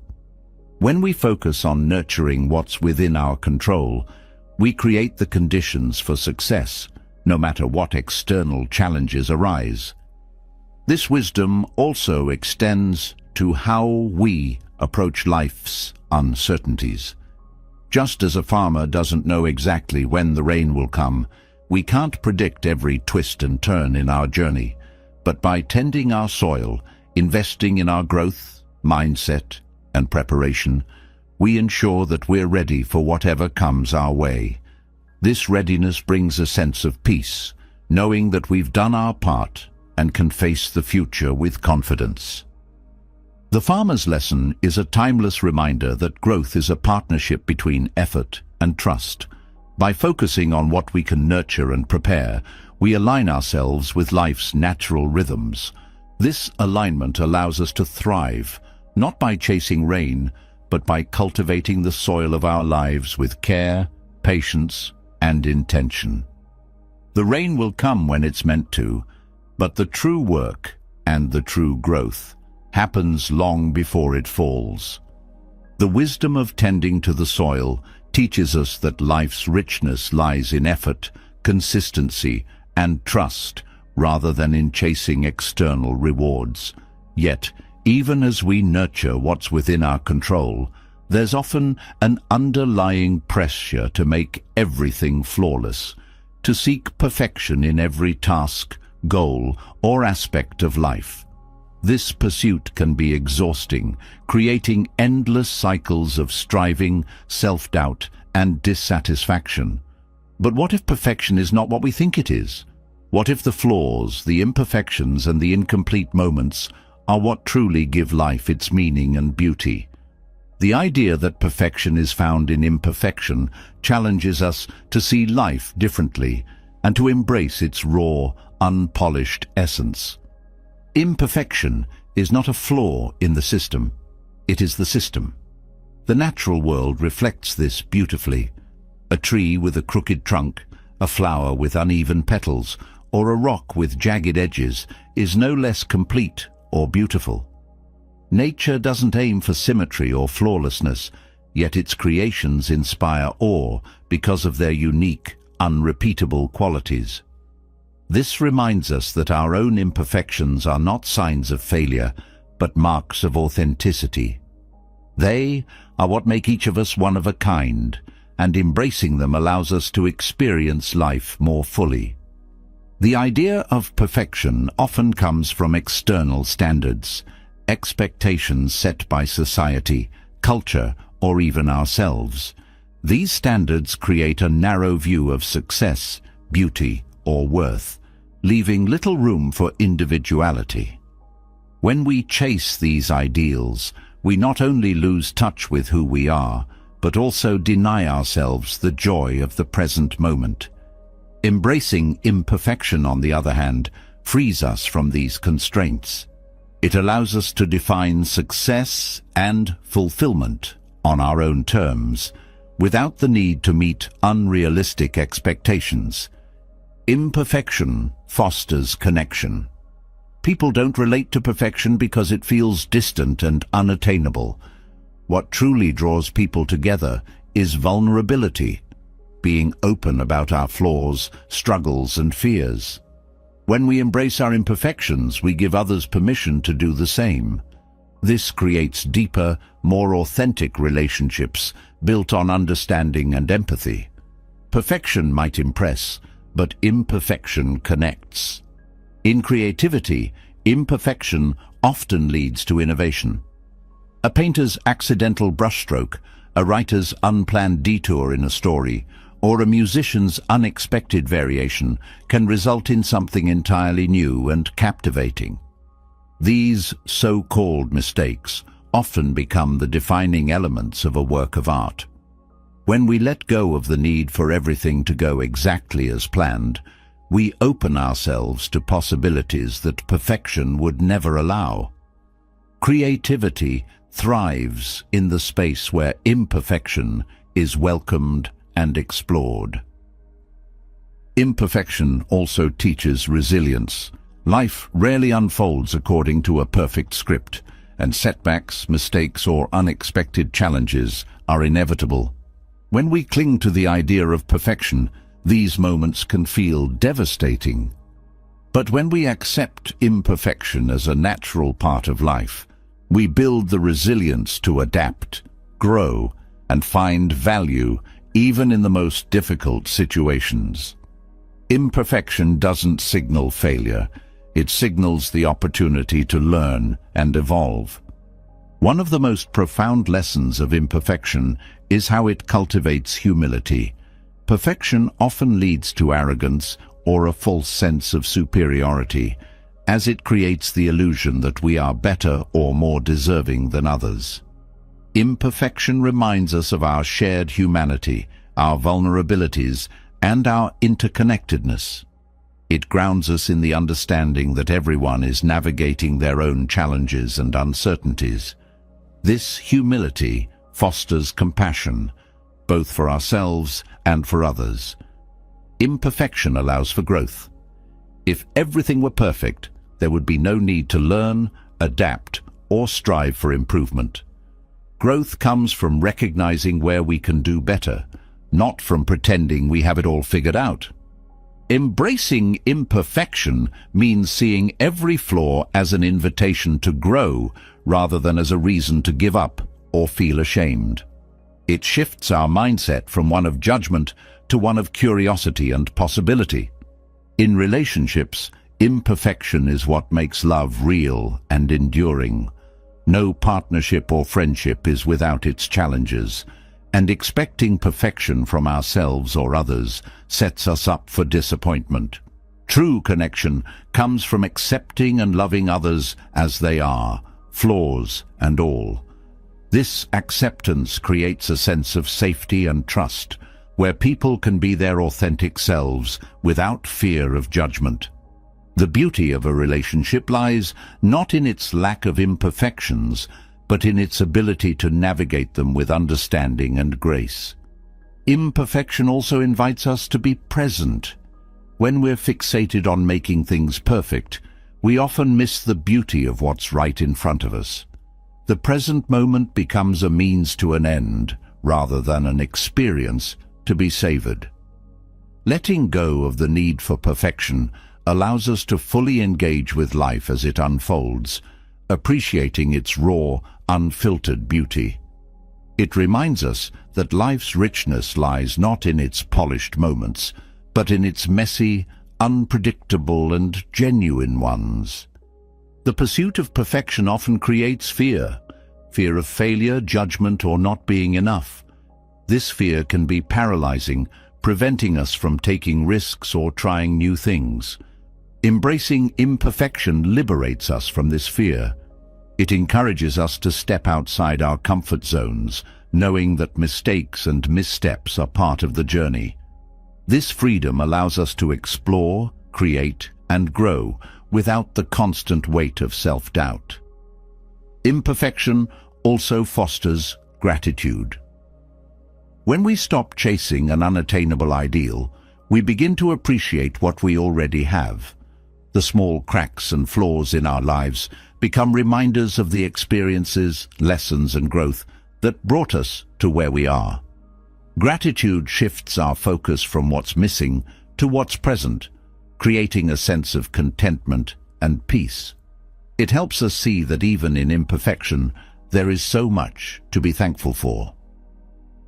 In personal growth, imperfection is a powerful teacher. It shows us where we have room to evolve, but it also teaches us to be kind to ourselves along the way. Self-compassion grows when we accept that we don't have to be perfect to be worthy. This acceptance allows us to celebrate progress rather than fixating on shortcomings. It reminds us that growth is a journey, not a destination, and that each step forward, no matter how small, is meaningful. The idea of perfection often creates an illusion of control, convincing us that if we do everything right, we can avoid pain or failure. But life doesn't work that way. Embracing imperfection means acknowledging that uncertainty and challenges are part of the human experience.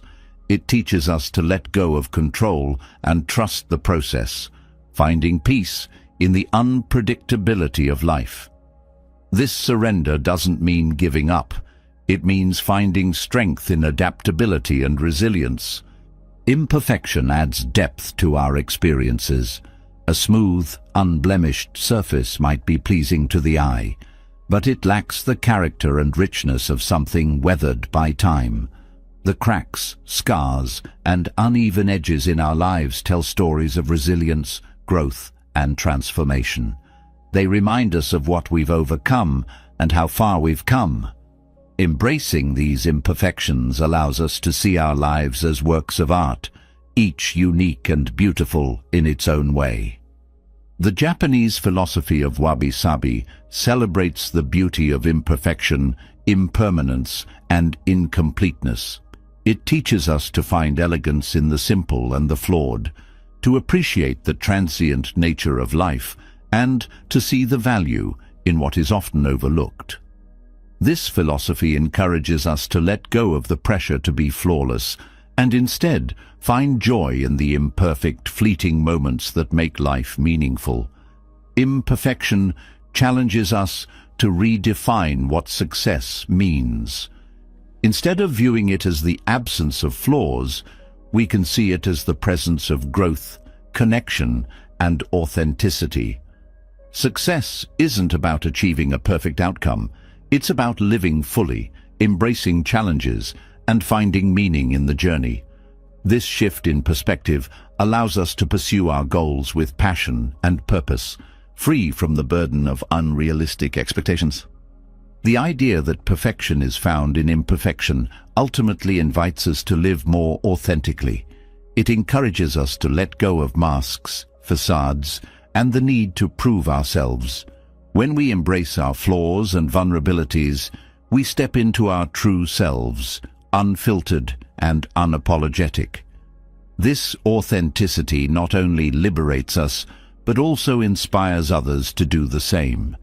It creates a ripple effect of courage and connection, showing that imperfection is not something to hide, but something to celebrate. In every crack, flaw, and imperfection lies a story, a lesson, and a unique beauty. By embracing imperfection, we open ourselves to a richer, more meaningful life, one that values growth over flawlessness, connection over appearances, and authenticity over pretense. It is in this acceptance that we find true perfection, not in the absence of flaws, but in the presence of life in its raw, unpolished, and beautiful form. Accepting imperfection invites us to embrace life as it is, unfinished, evolving, and deeply meaningful. But in a world driven by instant gratification and immediate results, the beauty of patience often gets overshadowed. Patience is not just waiting, it's an active, intentional state of allowing. It's the quiet strength that trusts in the process, the resilience to endure challenges without rushing the outcome, and the wisdom to recognize that growth takes time. Patience is not passive. It's a powerful force that transforms our experiences and deepens our connection to life itself. Patience begins with understanding that time is not our enemy. In the rush to achieve, resolve, or fix, we often view time as a barrier to our goals. But time is an essential ingredient in everything meaningful. A seed does not become a tree overnight. A relationship doesn't deepen without shared moments, and skills aren't mastered without practice. Patience allows us to honor the natural pace of growth, trusting that the best things in life unfold gradually, not all at once. When we cultivate patience, we also cultivate self-compassion. The rush to succeed often comes from a place of self-criticism, where we feel we must prove our worth through speed or efficiency. Patience, however, teaches us to be gentle with ourselves. It reminds us that progress is not always linear, and setbacks are not failures, but part of the journey. This self-compassion creates space for growth without the constant pressure to be perfect or fast. Patience transforms how we experience challenges.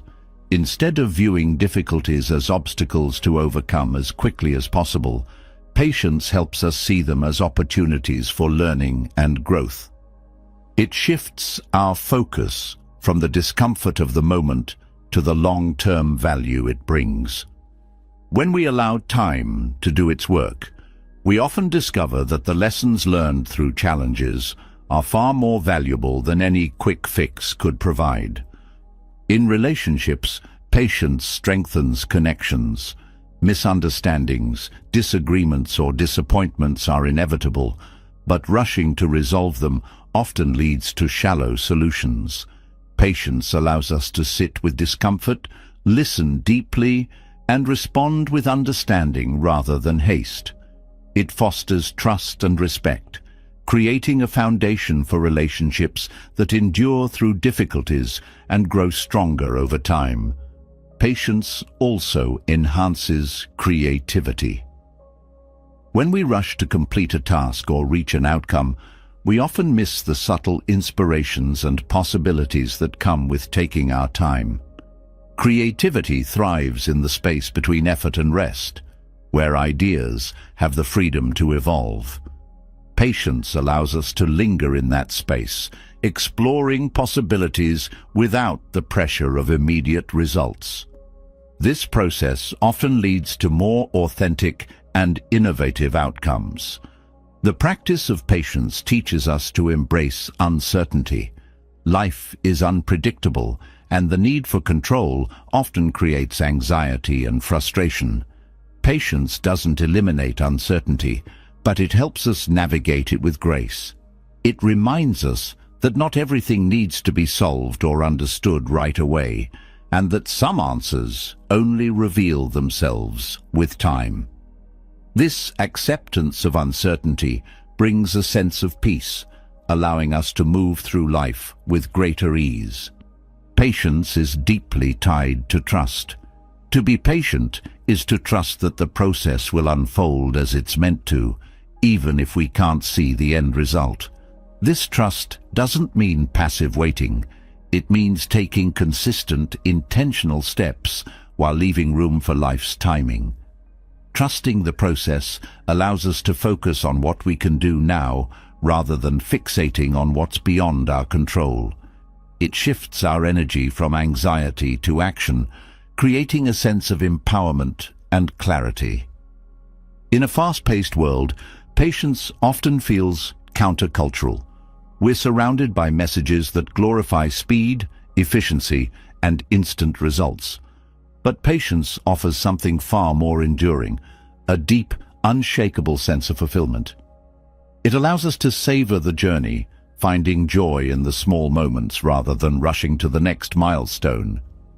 This shift in perspective transforms not only how we approach our goals, but also how we experience life itself.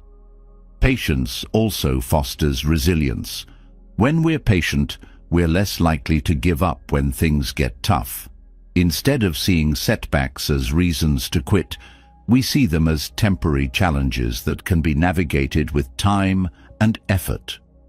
This resilience strengthens our ability to persevere, even in the face of uncertainty or difficulty. It helps us stay committed to our goals, knowing that progress is often slow but always meaningful. Practicing patience deepens our sense of gratitude. When we stop rushing, we become more aware of the gifts already present in our lives. Gratitude shifts our focus from what's missing to what's here, creating a sense of contentment and abundance. This doesn't mean settling for less. It means appreciating the journey while continuing to grow. Gratitude and patience go hand in hand, each amplifying the other. Patience also transforms how we view time. Instead of seeing it as something to fight against, we begin to see it as an ally. Time becomes a partner in growth, healing, and discovery. This shift in perspective allows us to move through life with less stress and more peace, knowing that every moment contributes to the bigger picture. In the practice of patience, we learn the art of letting go. The need for immediate results often comes from a fear of losing control. But patience teaches us that control is an illusion. It invites us to release the need to force outcomes and instead trust in the process. Letting go doesn't mean giving up. It means creating space for life to unfold in its own way. This surrender brings freedom and lightness, allowing us to move through life with greater ease. Patience also enhances our ability to be present. When we're constantly focused on the future, we miss the richness of the here and now. Patience brings us back to the present moment, reminding us that life is happening now, not later. This presence deepens our connection to ourselves, others, and the world around us. It allows us to experience life more fully, appreciating its beauty and complexity. The power of patience is perhaps most evident in its ability to transform how we measure success. When we're patient, success is no longer defined by how quickly we achieve something, but by the quality and depth of the journey. This redefinition creates a sense of fulfillment that isn't tied to external achievements, but rooted in personal growth, connection, and authenticity. Patience helps us see that true success is about who we become, not just what we accomplish. Patience also fosters wisdom. When we take the time to observe, reflect, and learn, we gain insights that aren't accessible in moments of haste. Wisdom grows in the pauses, in the spaces where we allow ourselves to listen and understand. This wisdom enriches every aspect of our lives, from decision-making to relationships to personal growth. It helps us navigate life with greater clarity and purpose. The practice of patience is a lifelong journey. It's not about achieving a perfect state of calm, but about continuously choosing to trust, wait, and allow. Each moment of patience strengthens our ability to face challenges, embrace uncertainty, and find joy in the process. It's a skill that deepens over time, shaping us into more resilient, compassionate, and grounded individuals. Patience is a quiet strength, a gentle yet powerful force that transforms how we experience life. It teaches us to trust the process, to savor the journey, and to find beauty in the unfolding of time. By allowing time to do its work, we discover that the best things in life cannot be rushed. They must be lived, moment by moment, with presence and grace. Through patience, we align ourselves with life's rhythm, creating a sense of harmony, peace, and fulfillment that endures. Patience teaches us to embrace the flow of life, trusting in its rhythm and finding peace in the journey. But even with patience, life is not without its challenges. Struggles arise, testing our resolve and pushing us to the edge of what we believe we can endure. While these moments often feel overwhelming, they hold a deeper truth. Struggle is not just hardship. It is an invitation to grow. The discomfort we experience during challenges is the fire that forges strength, resilience, and wisdom. Through struggle, we uncover parts of ourselves that would otherwise remain dormant. Struggles are not signs of failure, but opportunities for transformation. Much like how muscles grow stronger after being torn and rebuilt, personal growth often requires moments of tension and resistance. These moments challenge our limits, forcing us to confront discomfort and uncertainty. Growth isn't found in the absence of struggle. It's found in the way we respond to it. Each challenge we face is a chance to build our capacity for resilience, patience, and courage. One of the most profound aspects of struggle is how it shapes perspective. In the midst of hardship, it's easy to feel as though the world is closing in. But when we emerge on the other side, we often see how those moments expanded our view of life. Struggles teach us to appreciate the small joys we might otherwise overlook. They remind us of the strength we carry within and the value of persistence. Every challenge reshapes the way we see ourselves and the world, creating a more profound sense of gratitude and awareness. Struggles also reveal what truly matters. In times of difficulty, we're forced to strip away distractions and focus on what's essential. This clarity can be transformative, helping us prioritize our energy and align with our values. Struggles often act as mirrors, reflecting back what we might have ignored or taken for granted. They provide an opportunity to reconnect with our core beliefs and reassess what brings meaning to our lives. In the process of growth through struggle, we often discover strengths we didn't know we had. Adversity has a way of awakening dormant abilities and talents. Whether it's resourcefulness, emotional resilience, or creative problem-solving, struggles push us to access parts of ourselves that would remain hidden in comfort.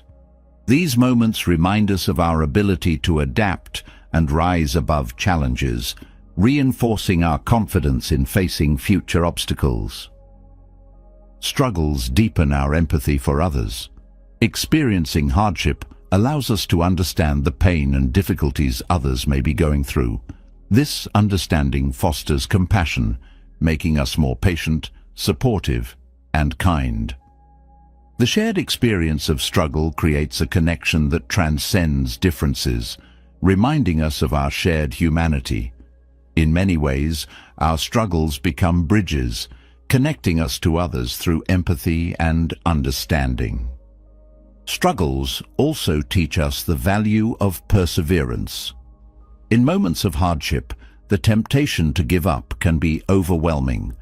But when we push through, we discover that persistence often leads to breakthroughs. Each step forward, no matter how small, builds momentum and reinforces our belief in our ability to overcome. Perseverance is not about never stumbling. It's about continuing to move forward, even when the path feels impossible. This tenacity becomes a cornerstone of personal growth, shaping a mindset of determination and resilience.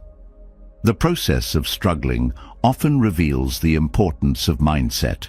How we perceive challenges significantly impacts how we navigate them.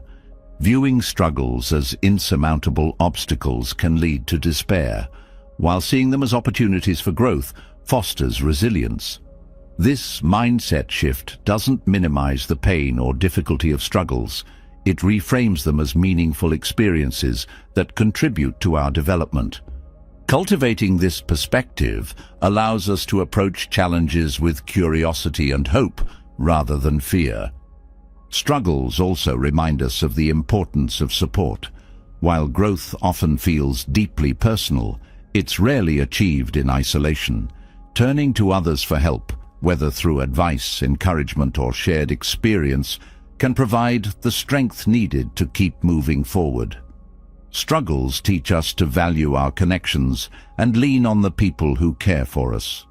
This reliance is not a weakness, but a reminder that we are not alone in our journey. One of the most powerful lessons of struggle is how it fosters self-awareness. Adversity forces us to confront our fears, insecurities, and limitations.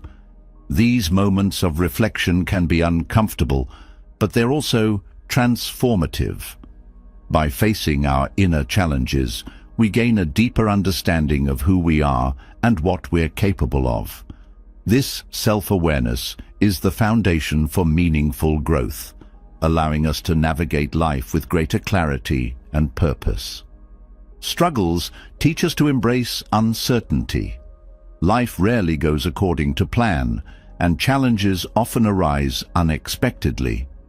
While it's natural to seek control and predictability, struggles remind us that uncertainty is an inherent part of life. Learning to navigate this uncertainty with grace and adaptability is a skill that strengthens over time. It allows us to approach challenges with an open mind and a willingness to explore new possibilities. Growth through struggle often requires letting go of perfectionism. The desire for everything to go smoothly can create unnecessary stress and frustration. Struggles remind us that life is not perfect, and neither are we. Embracing imperfection allows us to focus on progress rather than unrealistic ideals. This shift in perspective creates space for growth, allowing us to learn from mistakes and celebrate small victories along the way. Struggles also encourage us to find meaning in adversity. While challenges are inherently difficult, they often hold lessons that become clear with time. Whether it's a newfound strength, a deeper connection with others, or a clearer sense of purpose, struggles leave us with insights that shape our journey. Finding meaning in adversity doesn't diminish the pain. It transforms it into a source of wisdom and growth. The process of growth through struggle is deeply humbling. It reminds us of our limitations and the unpredictability of life. But this humility is not a weakness, it's a strength. It grounds us, making us more open to learning and more willing to adapt. Humility allows us to approach challenges with a sense of curiosity rather than pride, creating a mindset that welcomes growth rather than resisting it. Struggles also teach us to value resilience. Resilience is not the absence of struggle. It's the ability to recover and keep moving forward despite challenges. Each time we overcome an obstacle, our resilience grows stronger, reinforcing our belief in our ability to navigate future difficulties. This inner strength becomes a wellspring of confidence, reminding us that we are capable of facing whatever life brings. Through struggles, we learn to appreciate the journey rather than fixating solely on the outcome. Challenges often force us to slow down, reflect, and engage with the present moment. This shift in focus allows us to find joy and meaning in the process, even when the path is difficult. It reminds us that growth is not just about reaching a destination, but about the experiences and lessons gained along the way. Struggles also cultivate gratitude. While it may be hard to feel thankful in the midst of hardship, challenges often highlight the blessings we might otherwise overlook. They remind us of our strength, our support systems, and the small moments of joy that sustain us. Gratitude shifts our perspective, allowing us to see struggles not as burdens, but as opportunities for growth and discovery. Struggles remind us of our interconnectedness. No one navigates life without challenges, and recognizing this shared experience creates a sense of unity. Our struggles are not unique. They are part of the human condition. This understanding fosters compassion, connection, and a sense of belonging. It reminds us that even in our darkest moments, we are never truly alone. The power of struggle lies not in the difficulty itself, but in the transformation it brings. Each challenge shapes us, strengthens us, and teaches us to see life through a lens of resilience, gratitude, and growth. Through struggle, we find not only strength, but also the deeper meaning and purpose that enrich our lives.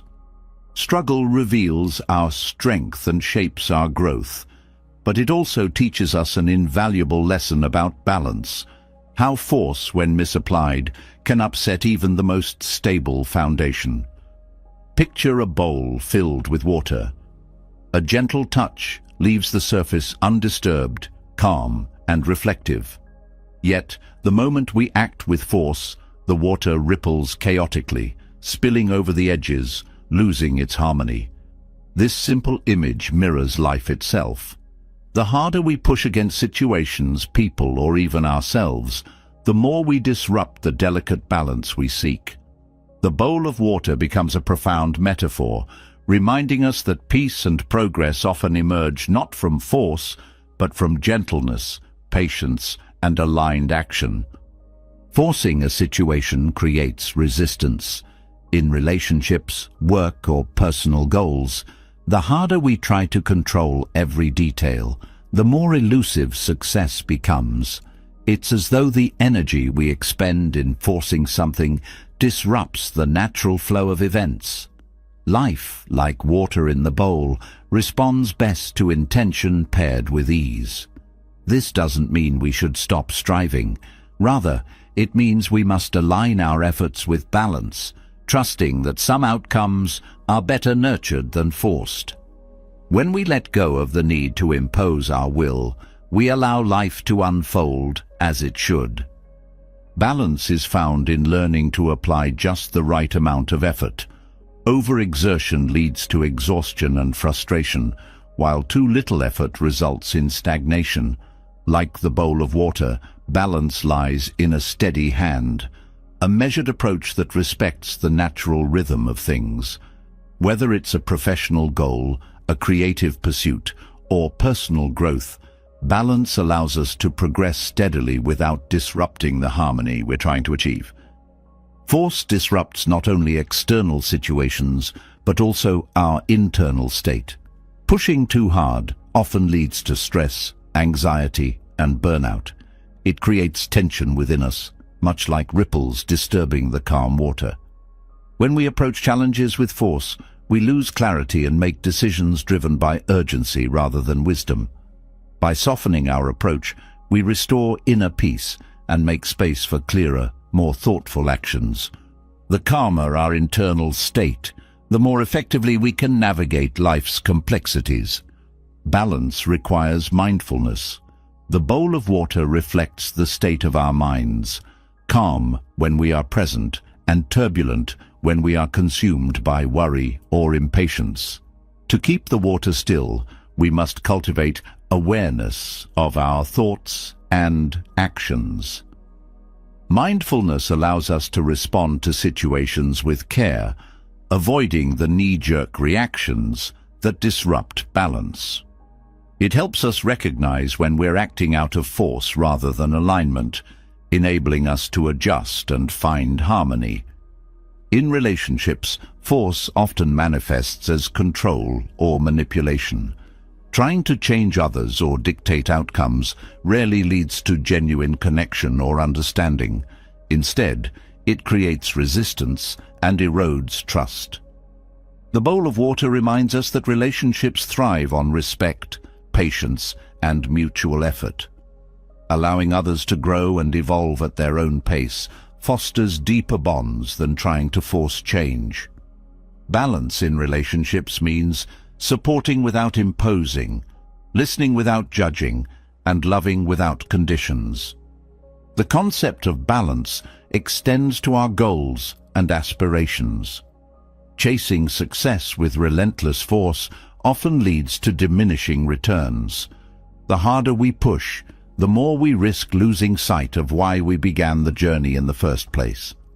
Balance teaches us to approach our goals with intention and steadiness, celebrating progress without obsessing over perfection. Like tending to a delicate plant, growth requires consistent care, not excessive force. The bowl of water reminds us to honor the process, trusting that steady effort will lead to meaningful results. Balance also requires adaptability. Life is dynamic, and maintaining harmony often means adjusting to changing circumstances. The bowl of water shifts with every movement, yet it remains contained and whole. Similarly, we must learn to flow with life's changes without losing our sense of stability. Adaptability allows us to respond to challenges with resilience, finding new paths when obstacles arise. It teaches us that balance is not rigid but fluid, evolving as we grow. Force often stems from fear of losing control, fear of failure, or fear of the unknown.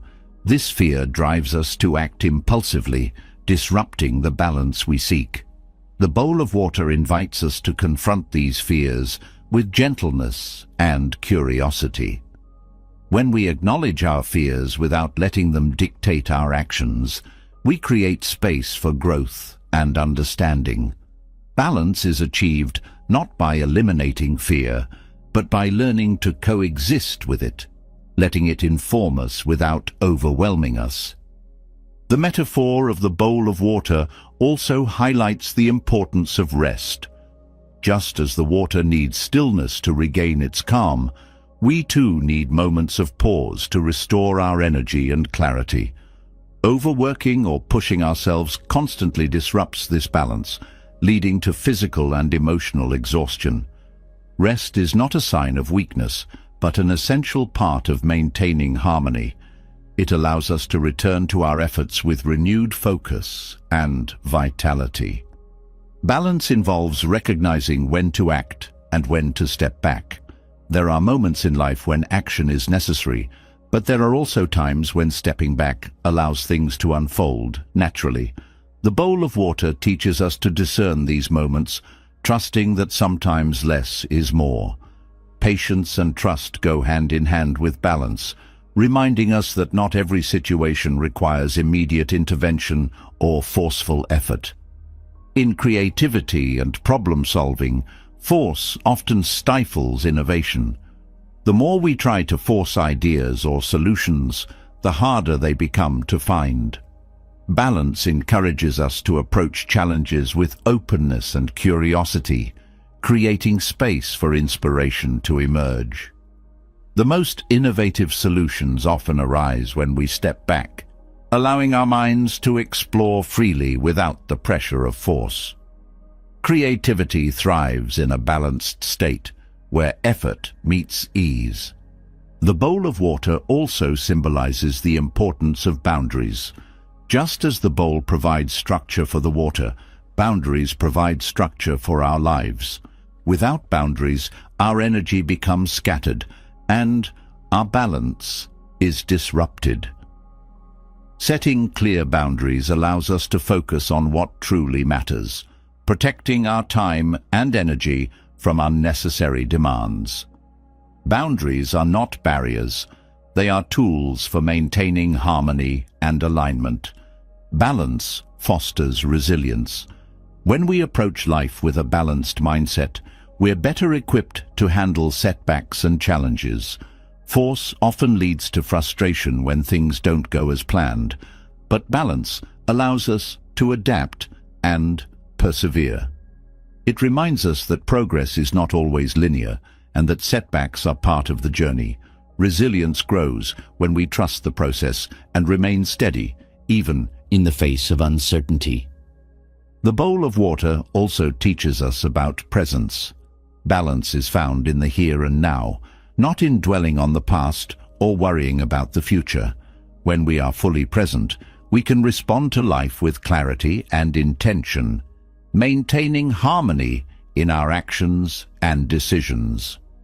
Presence allows us to appreciate the journey, finding joy and meaning in each moment, rather than rushing toward the next.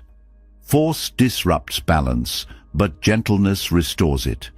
The bowl of water serves as a constant reminder that life flows best when approached with care, patience, and respect for its natural rhythm. By letting go of force and embracing balance, we create space for growth, connection, and peace. This shift transforms not only how we navigate challenges, but also how we experience the beauty and richness of life itself. Gentleness over force shows us that balance lies in thoughtful action, not in overpowering control. But what happens when effort alone is not enough?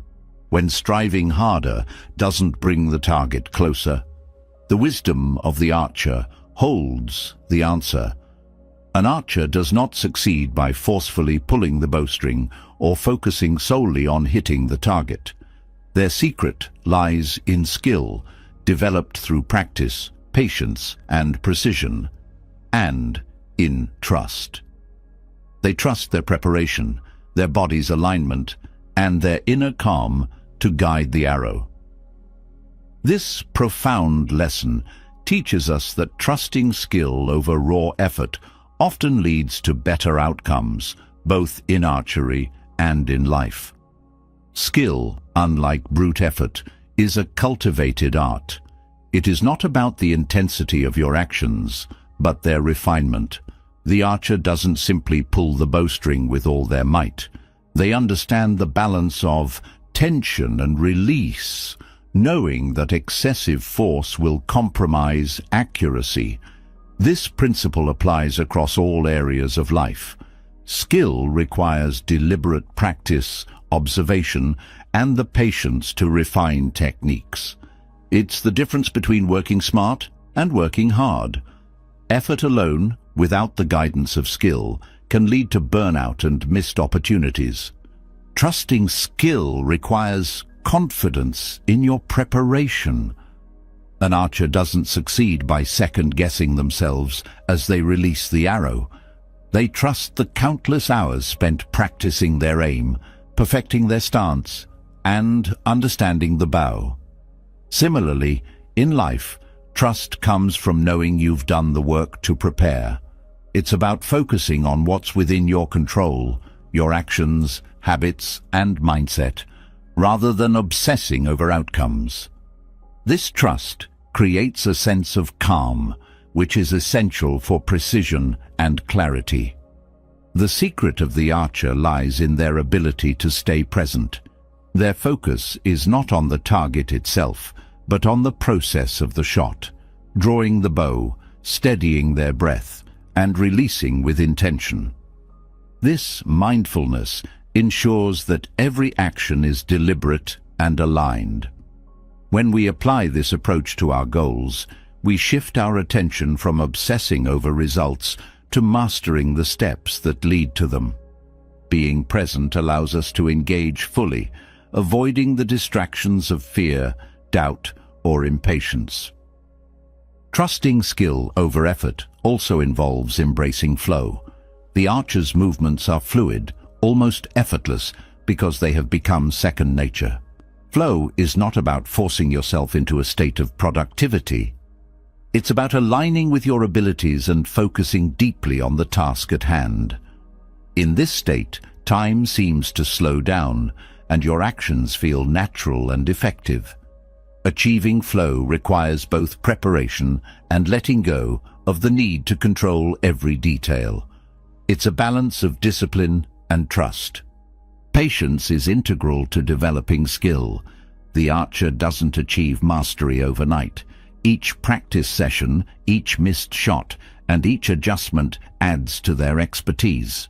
Patience allows us to see mistakes not as failures, but as opportunities to learn and improve. It's through this gradual process that skill becomes instinctive. When we embrace patience, we free ourselves from the pressure of immediate results, allowing us to focus on the long-term growth that truly matters. The archer also teaches us the value of calm under pressure. No matter how skilled they are, their performance can be derailed by anxiety or haste. Maintaining composure is key to hitting the target. In life, challenges and high-pressure situations test our ability to remain calm. Trusting our skill means knowing we've prepared for these moments and allowing that preparation to guide us. Calmness brings clarity, enabling us to make thoughtful decisions even in difficult circumstances. Precision over power is another core lesson of the archer. They understand that accuracy depends on careful alignment, not on sheer strength. In the same way, success in life often comes from small, intentional actions rather than grand, forceful gestures. Precision requires focus and attention to detail. It's about doing fewer things with greater purpose and impact, rather than spreading your energy thin across too many efforts.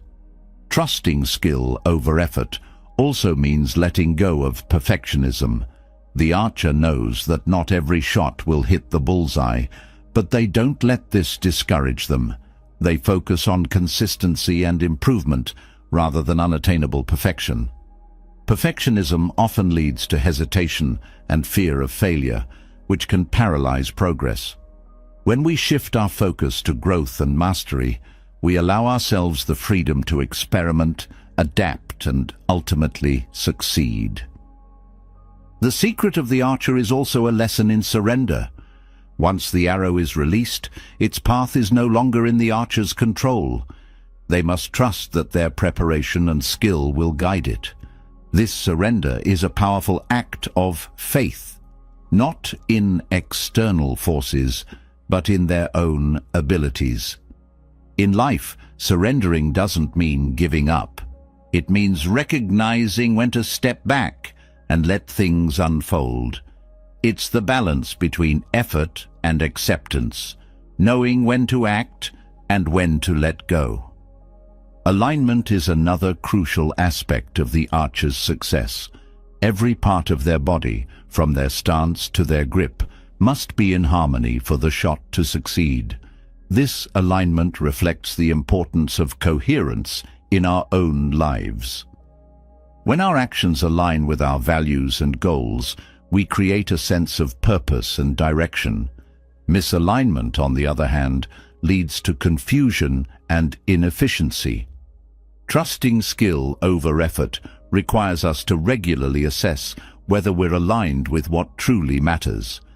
The archer's focus is unwavering. Distractions are inevitable, but they know how to tune them out and concentrate fully on the task at hand. This level of focus is essential in a world filled with noise and competing demands. Trusting skill over effort means giving your full attention to the present moment, avoiding the temptation to multitask or rush. Deep focus allows us to channel our energy effectively, enhancing the quality of our actions. The archer also exemplifies the power of rhythm. Their movements follow a natural cadence, with each step flowing seamlessly into the next. This rhythm is not forced, it's intuitive, guided by their understanding of the bow and their own body. In life, finding your rhythm means working in harmony with your natural energy and abilities. It's about recognizing when to push forward and when to pause, creating a sustainable pace that supports long-term success. Trusting skill over effort fosters resilience. The archer doesn't give up after a missed shot. They adjust, learn, and try again. This resilience is built through experience and a commitment to improvement. In our own lives, setbacks and failures are inevitable, but they don't define us. What matters is how we respond, whether we choose to learn and grow or let obstacles hold us back. Resilience transforms challenges into stepping stones, strengthening our resolve and sharpening our skills. The archer's discipline is another key to their success. They practice regularly, even when progress feels slow or frustrating. This discipline builds consistency, which is the foundation of mastery. Trusting skill over effort means committing to the process, even when results aren't immediate. It's about showing up every day, putting in the work, and trusting that each step contributes to long-term growth. Ultimately, the secret of the archer is about balance. It's the delicate interplay between effort and ease, discipline and trust, action and surrender. By focusing on skill rather than force, the archer achieves a state of harmony that allows them to perform at their best. This balance is not limited to archery. It applies to every aspect of life. Whether in relationships, career, or personal growth, trusting skill over effort leads to greater clarity, fulfillment, and success. The wisdom of the archer reminds us that life is not a battle to be won through sheer force, but an art to be mastered through patience, practice, and trust. It's about aligning our efforts with our intentions, letting go of what we can't control, and focusing on the process rather than the outcome. By embracing this approach, we find not only success, but also a deeper sense of peace and purpose in everything we do. Trusting skill over effort teaches us that mastery comes from a balance of preparation, focus, and surrender. But as we let go of force and lean into precision, another deeper challenge emerges: the illusion of control. We often believe that if we try hard enough, plan carefully, and anticipate every variable, we can control outcomes, circumstances, and even people. This belief feels comforting, but it creates tension, frustration, and disappointment when life unfolds differently than we expected. To grow and find peace, we must learn to release this grip of expectations and see control for what it truly is, an illusion that limits our freedom and joy.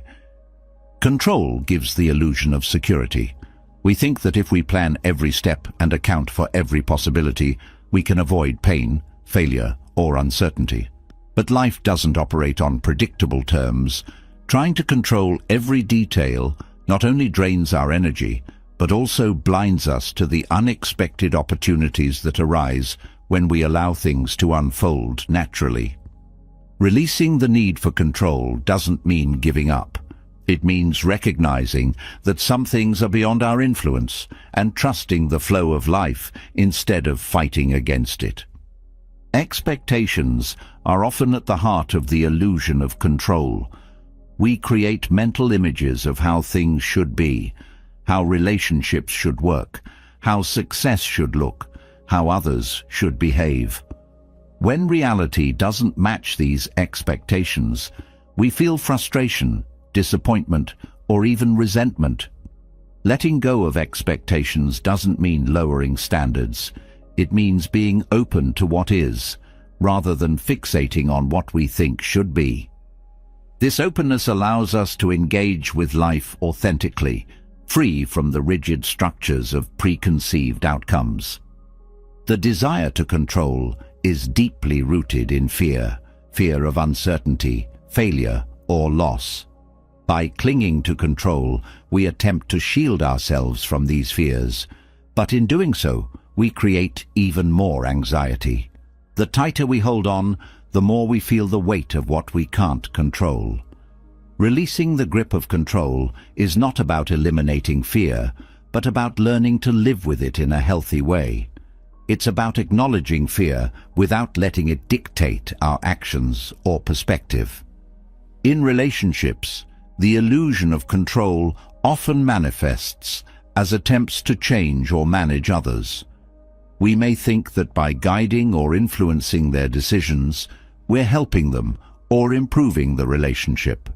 But control breeds resistance, not connection. True connection comes from acceptance, allowing others to be who they are without trying to mold them into our expectations. This acceptance creates space for genuine understanding and trust, strengthening relationships in ways that control never could. Letting go of control requires trust in ourselves, in others, and in the process of life. This trust doesn't mean abandoning responsibility or effort. It means doing our best while accepting that the outcome is not entirely in our hands. Trusting the process allows us to focus on the present moment rather than obsessing over future uncertainties. It frees us from the mental burden of trying to predict and manage every possible outcome. The illusion of control also affects how we view success. We often equate success with achieving specific goals or meeting certain benchmarks, believing that we must tightly manage every aspect of our journey to get there. But true success is not about controlling the path. It's about finding meaning and fulfillment along the way. When we release the need to control, we become more adaptable and open to new opportunities, redefining success in a way that aligns with our values and inner peace. One of the most liberating aspects of letting go of control is the freedom it brings. When we stop trying to force outcomes, we create space for creativity, spontaneity, and joy. Life becomes less about chasing perfection and more about experiencing the richness of the present moment. This freedom allows us to approach challenges with curiosity rather than resistance, turning obstacles into opportunities for growth. Releasing control also teaches us about humility. The belief that we can control everything is rooted in ego, the idea that we are the center of the universe and that our plans must prevail. Letting go of this illusion humbles us, reminding us that we are part of a larger, interconnected whole. This humility fosters gratitude as we begin to see life's unpredictability not as a threat, but as a gift that brings depth and richness to our experiences. The illusion of control often leads to burnout. The constant effort to manage every detail, anticipate every risk, and meet every expectation is exhausting. Letting go of control allows us to redirect our energy toward what truly matters. It teaches us to prioritize rest, self-care, and meaningful connections over the relentless pursuit of control. This shift not only improves our well-being, but also enhances our effectiveness in the areas that matter most. Letting go of control also deepens our resilience. When we stop resisting life's uncertainties, we become better equipped to handle them. Resilience grows when we embrace change, adapt to new circumstances, and trust our ability to navigate challenges. This adaptability is a powerful antidote to the rigidity that comes with the illusion of control. It allows us to thrive in the face of adversity, turning setbacks into stepping stones. One of the most profound lessons of releasing control is the peace it brings. The illusion of control creates a constant state of tension, an inner tug-of-war between what we want and what is. Letting go of this struggle allows us to find peace in the present moment. It frees us from the need to constantly fix, manage, or perfect, creating a sense of ease and contentment that transcends circumstances. Releasing the grip of expectations also enhances our creativity. When we let go of rigid plans and open ourselves to new possibilities, we create space for innovation and inspiration. Creativity thrives in an environment of openness and curiosity, free from the constraints of control. This openness allows us to explore new ideas, take risks, and discover solutions that might not have been visible within the confines of our original expectations. Letting go of control doesn't mean abandoning effort or responsibility. It means aligning our actions with what we can influence while releasing attachment to the outcome. This balance between effort and surrender is where true empowerment lies. It allows us to act with intention and clarity, unburdened by the fear of failure or the need for constant validation. The process of releasing control also deepens our self-awareness. It requires us to examine why we feel the need to control and what fears or insecurities drive this behavior. This introspection helps us understand ourselves on a deeper level, uncovering the patterns and beliefs that shape our actions. With this awareness, we can begin to replace control with trust, fear with courage, and rigidity with flexibility. The beauty of letting go is that it allows life to surprise us. When we release our grip on expectations, we become open to the unexpected gifts and opportunities that life has to offer. These moments often bring more joy and meaning than anything we could have planned or controlled. Letting go doesn't mean settling for less. It means creating space for more growth, more connection, and more fulfillment. The illusion of control is a powerful force, but it is not unbreakable. By recognizing its limitations and embracing the unpredictability of life, we can free ourselves from its constraints. Letting go of control is not an act of defeat. It is an act of liberation. It allows us to live more fully, love more deeply, and approach life with a sense of wonder and trust that transcends our fears and doubts. Through this release, we discover a peace and freedom that no amount of control could ever provide. Releasing the grip of expectations opens the door to a calmer, freer existence. Yet, there's something deeper that keeps pulling us back into patterns of clinging. Obsession. Obsession disguises itself as passion or commitment, but its weight is unmistakable. It binds us to outcomes, traps us in cycles of overthinking, and drains us of peace. The journey from obsession to freedom is not about losing care or drive. It's about shedding the unnecessary weight that holds us back. It's about learning the art of letting go, not as an act of surrender, but as a pathway to transformation and liberation. Obsession creates a prison of its own design. It thrives on attachment, convincing us that we must hold tighter, do more, or think harder to achieve what we desire. Whether it's in relationships, ambitions, or even our self-image, obsession narrows our vision and consumes our energy. It keeps us in a constant state of tension, as if our happiness depends entirely on controlling a single aspect of life. Letting go, however, breaks these chains. It allows us to step back, see the bigger picture, and rediscover the joy and clarity that obsession clouds. Freedom begins with recognizing the difference between healthy passion and obsessive attachment. Passion fuels us, inspiring us to pursue goals and invest in what matters most. Obsession, on the other hand, becomes a form of control, an unrelenting need for things to unfold in a specific way. Letting go does not mean abandoning passion. It means allowing it to flow without becoming entangled in outcomes. When we let go, passion transforms into a source of inspiration rather than a source of stress. Letting go requires trust, not only in the process, but also in ourselves. Obsession often stems from a lack of trust, a fear that without constant effort or vigilance, everything will fall apart. This fear keeps us clinging to what we think we need, even when it's no longer serving us. Trusting ourselves means believing in our ability to adapt, grow, and navigate life's uncertainties.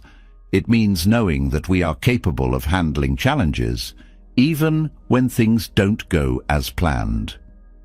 Freedom from obsession also involves embracing impermanence. Obsession clings to the idea of permanence, attempting to freeze moments, relationships, or achievements in time. But life is fluid, and trying to hold on too tightly only creates resistance. Letting go allows us to flow with life's changes rather than fighting against them. It teaches us to appreciate the beauty of each moment without the need to possess or control it. The transformational power of letting go lies in its ability to create space. Obsession fills our minds with endless thoughts, worries, and what-ifs, leaving little room for creativity, joy, or peace. Letting go clears this mental clutter, making way for new opportunities and perspectives. It shifts our focus from what we fear losing to what we stand to gain: clarity, connection, and a deeper sense of fulfillment. Letting go is not a single act, but a practice. Obsession has a way of creeping back in, convincing us to revisit old fears or habits. The practice of letting go involves recognizing these patterns and gently redirecting our energy. It's about learning to detach without disconnecting, to care deeply without clinging. This practice builds resilience, teaching us to face challenges with grace rather than resistance. One of the most profound effects of letting go is the sense of lightness it brings. Obsession weighs us down, creating a constant sense of pressure or urgency. Letting go lifts this burden, allowing us to move through life with greater ease. This lightness doesn't mean a lack of responsibility. It means approaching life with a sense of balance and perspective.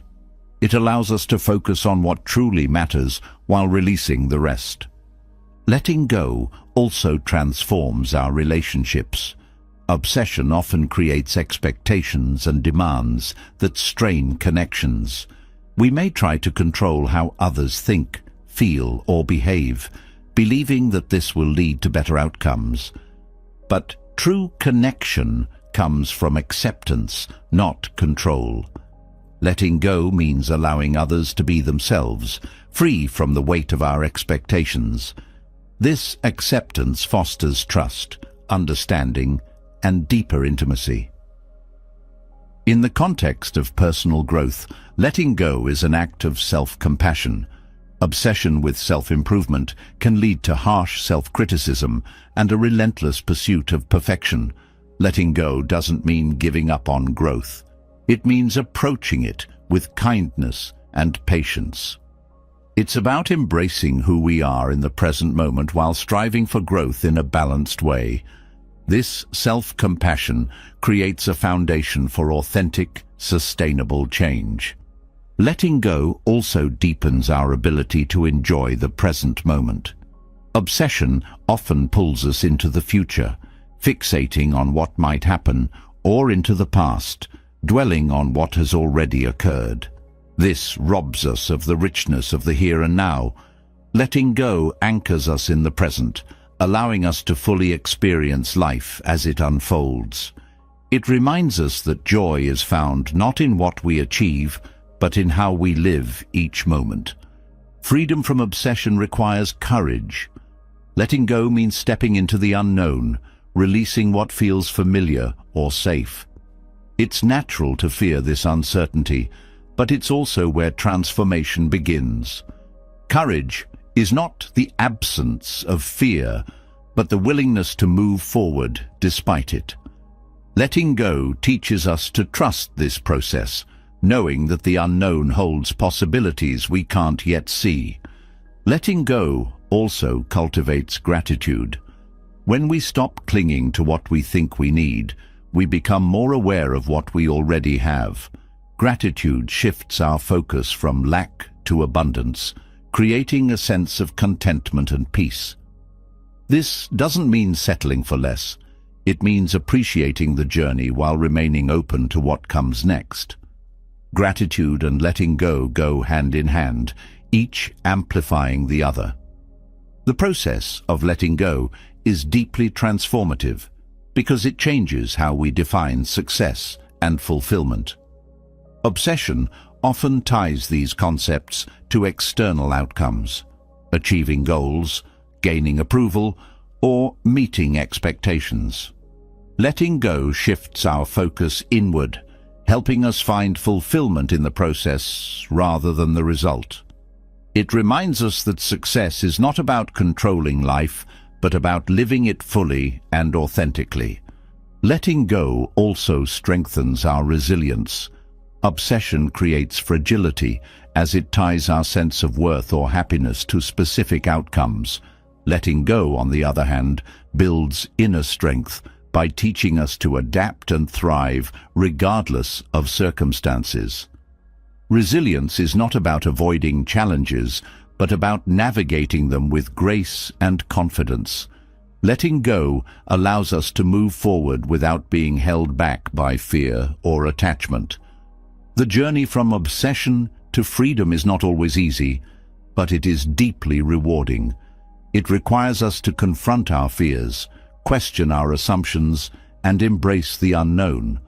But in doing so, it opens the door to a life that is lighter, freer, and more aligned with our true selves.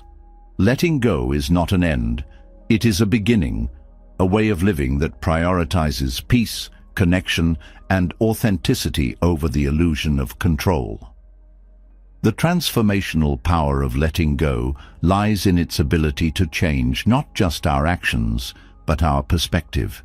It shifts how we see ourselves, our relationships, and the world around us. It teaches us that freedom is not something we achieve by holding on, but something we discover when we release. Letting go is not a loss.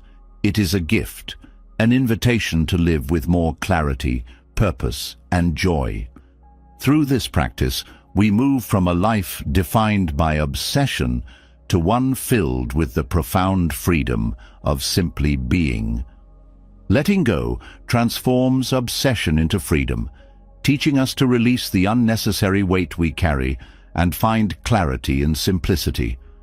But within this transformation lies a subtle yet profound distinction that often confuses even the most self-aware: the difference between caring and clinging. Both stem from attachment, but one nurtures and uplifts, while the other constrains and stifles. To care deeply is an act of love and respect, while clinging is born of fear and insecurity. Understanding this distinction is essential for fostering healthier relationships, making balanced decisions and embracing life with greater ease. Caring comes from a place of abundance. It is rooted in genuine connection, compassion, and a desire to contribute positively to something or someone. Clinging, however, arises from scarcity. It is driven by the fear of loss, a need for control, and an underlying sense of insecurity. When we cling, we attach our happiness to external things, believing that we cannot be complete without them. Caring, on the other hand, recognizes that while we value others or certain outcomes, our worth and inner peace are not dependent on them. In relationships, caring allows space for growth, individuality, and freedom. It encourages mutual respect and support, creating a foundation for trust and connection. Clinging, in contrast, leads to possessiveness and dependency. It manifests as a constant need for reassurance or control, often suffocating the very bond it seeks to preserve. True care allows love to flow freely, while clinging binds it with expectations and demands. Caring is about presence. It means being fully engaged in the moment, offering your attention and energy without expecting anything in return. Clinging, however, is future-focused. It constantly worries about what might happen, creating a sense of unease and tension. When we care, we give freely. When we cling, we seek to secure something for ourselves. This subtle shift in mindset has a profound impact on how we experience and nurture connections. Letting go of clinging requires trust. Clinging stems from a lack of trust, both in ourselves and in the natural flow of life. It tries to hold on tightly, fearing that without constant effort or vigilance, everything will fall apart. Caring, however, trusts in the strength of the bond or the process.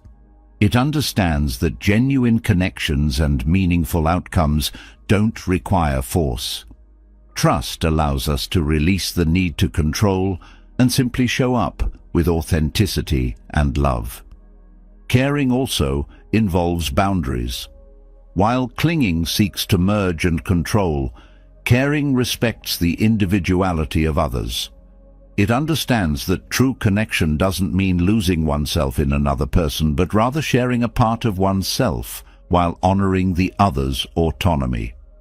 Boundaries are not walls, but guidelines that protect the integrity of both individuals and the relationship itself. They allow care to flourish without crossing into dependency. Clinging often creates fear-based behavior. It leads to overthinking, excessive worry, and actions driven by anxiety rather than clarity. Caring, by contrast, is grounded in confidence. It recognizes that while we cannot control everything, we can still contribute positively and respond thoughtfully. This shift from fear to confidence transforms how we navigate challenges and uncertainties in our relationships and pursuits. Caring allows for acceptance. It acknowledges and respects the reality of what is, without trying to force it into an idealized version. Clinging, on the other hand, resists acceptance. It tries to bend reality to fit expectations, creating frustration and disappointment when things don't go as planned.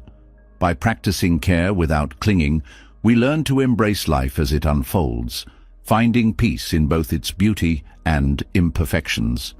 The energy of caring is expansive. It uplifts and nurtures, creating an environment where growth and connection thrive. Clinging, however, is restrictive. It narrows focus, creating a sense of tension and confinement. When we shift from clinging to caring, we not only enhance our relationships, but also free ourselves from the emotional weight of constant worry and control. Caring fosters gratitude. It appreciates what is, valuing the moments, connections, and experiences we have. Clinging, on the other hand, focuses on what might be lost or what is lacking. This focus on scarcity diminishes our ability to feel grateful, replacing it with a sense of fear or dissatisfaction. Gratitude is a powerful antidote to clinging, reminding us of the abundance already present in our lives. Clinging often leads to burnout. The constant effort to hold on tightly to relationships, outcomes, or even self-image drains our emotional and mental energy. Caring, however, is sustainable. It allows us to give without depleting ourselves because it comes from a place of balance and mutual respect.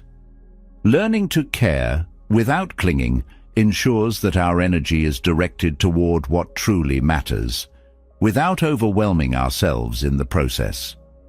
Understanding the difference between caring and clinging also transforms how we approach challenges. Clinging creates resistance, making it harder to adapt when things don't go as expected. Caring, however, allows for flexibility.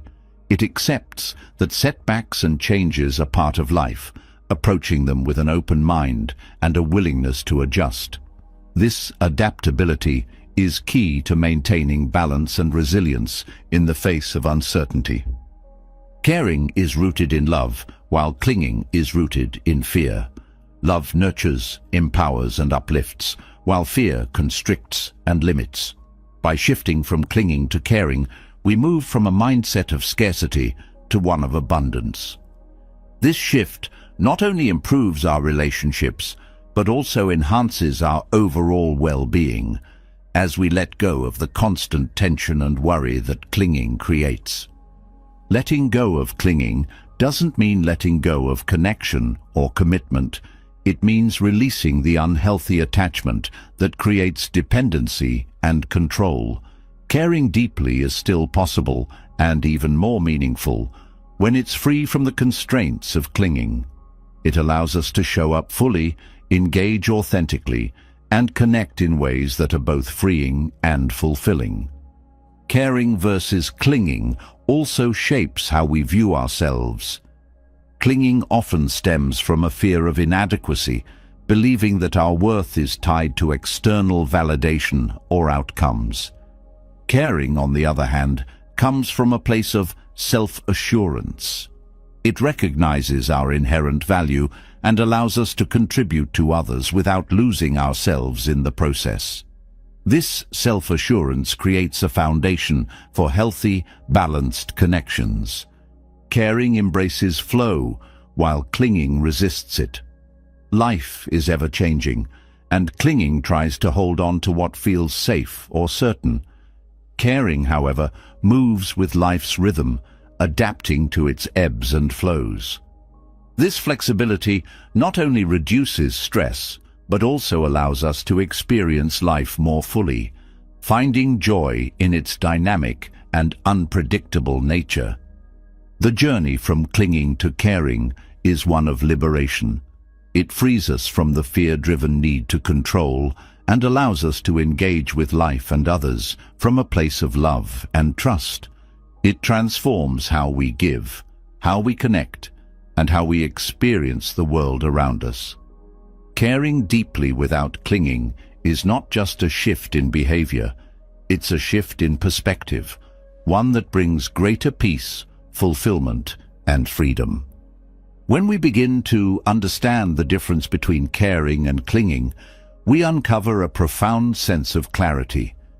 Yet, even with this newfound perspective, life often stirs up turbulent waters, moments of chaos, inner restlessness, or overwhelming emotions.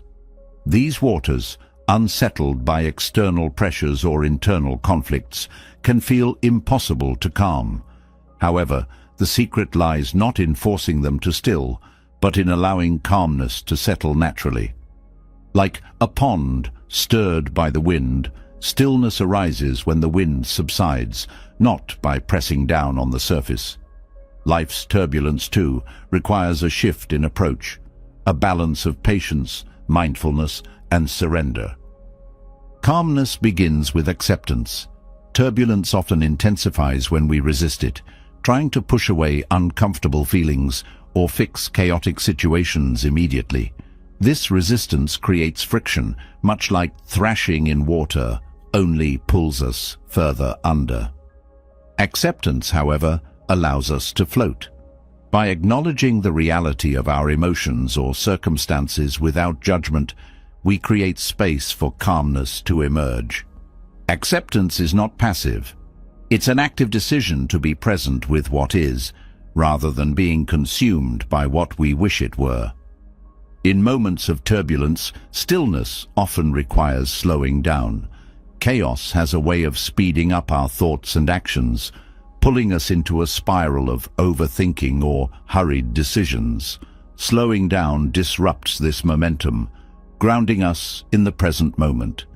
Breathing deeply, pausing before reacting, or simply taking a moment to observe our surroundings helps to anchor us.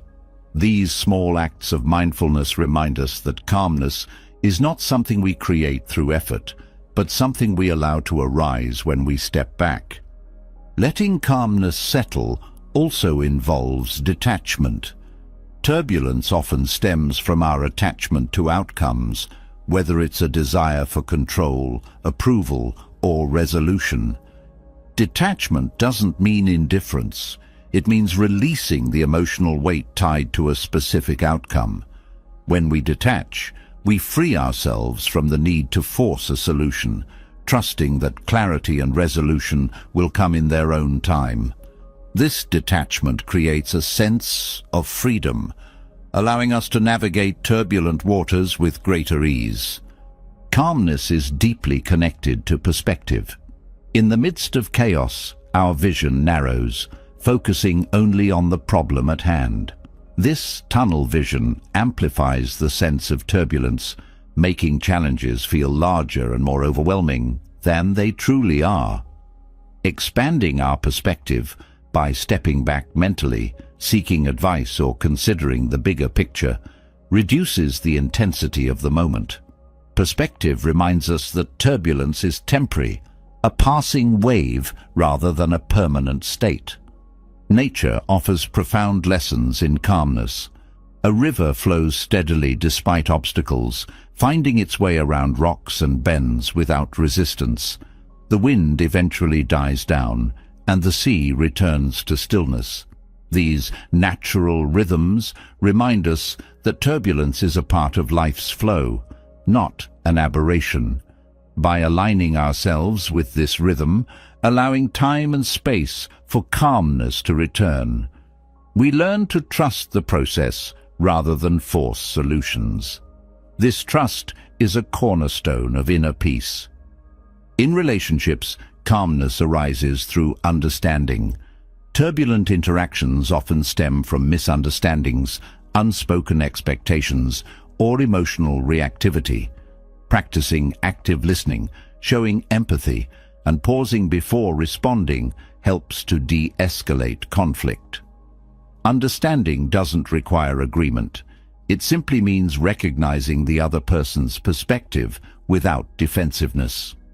This approach creates an environment where calmness can replace tension, fostering healthier and more meaningful connections. Calmness also requires self-awareness.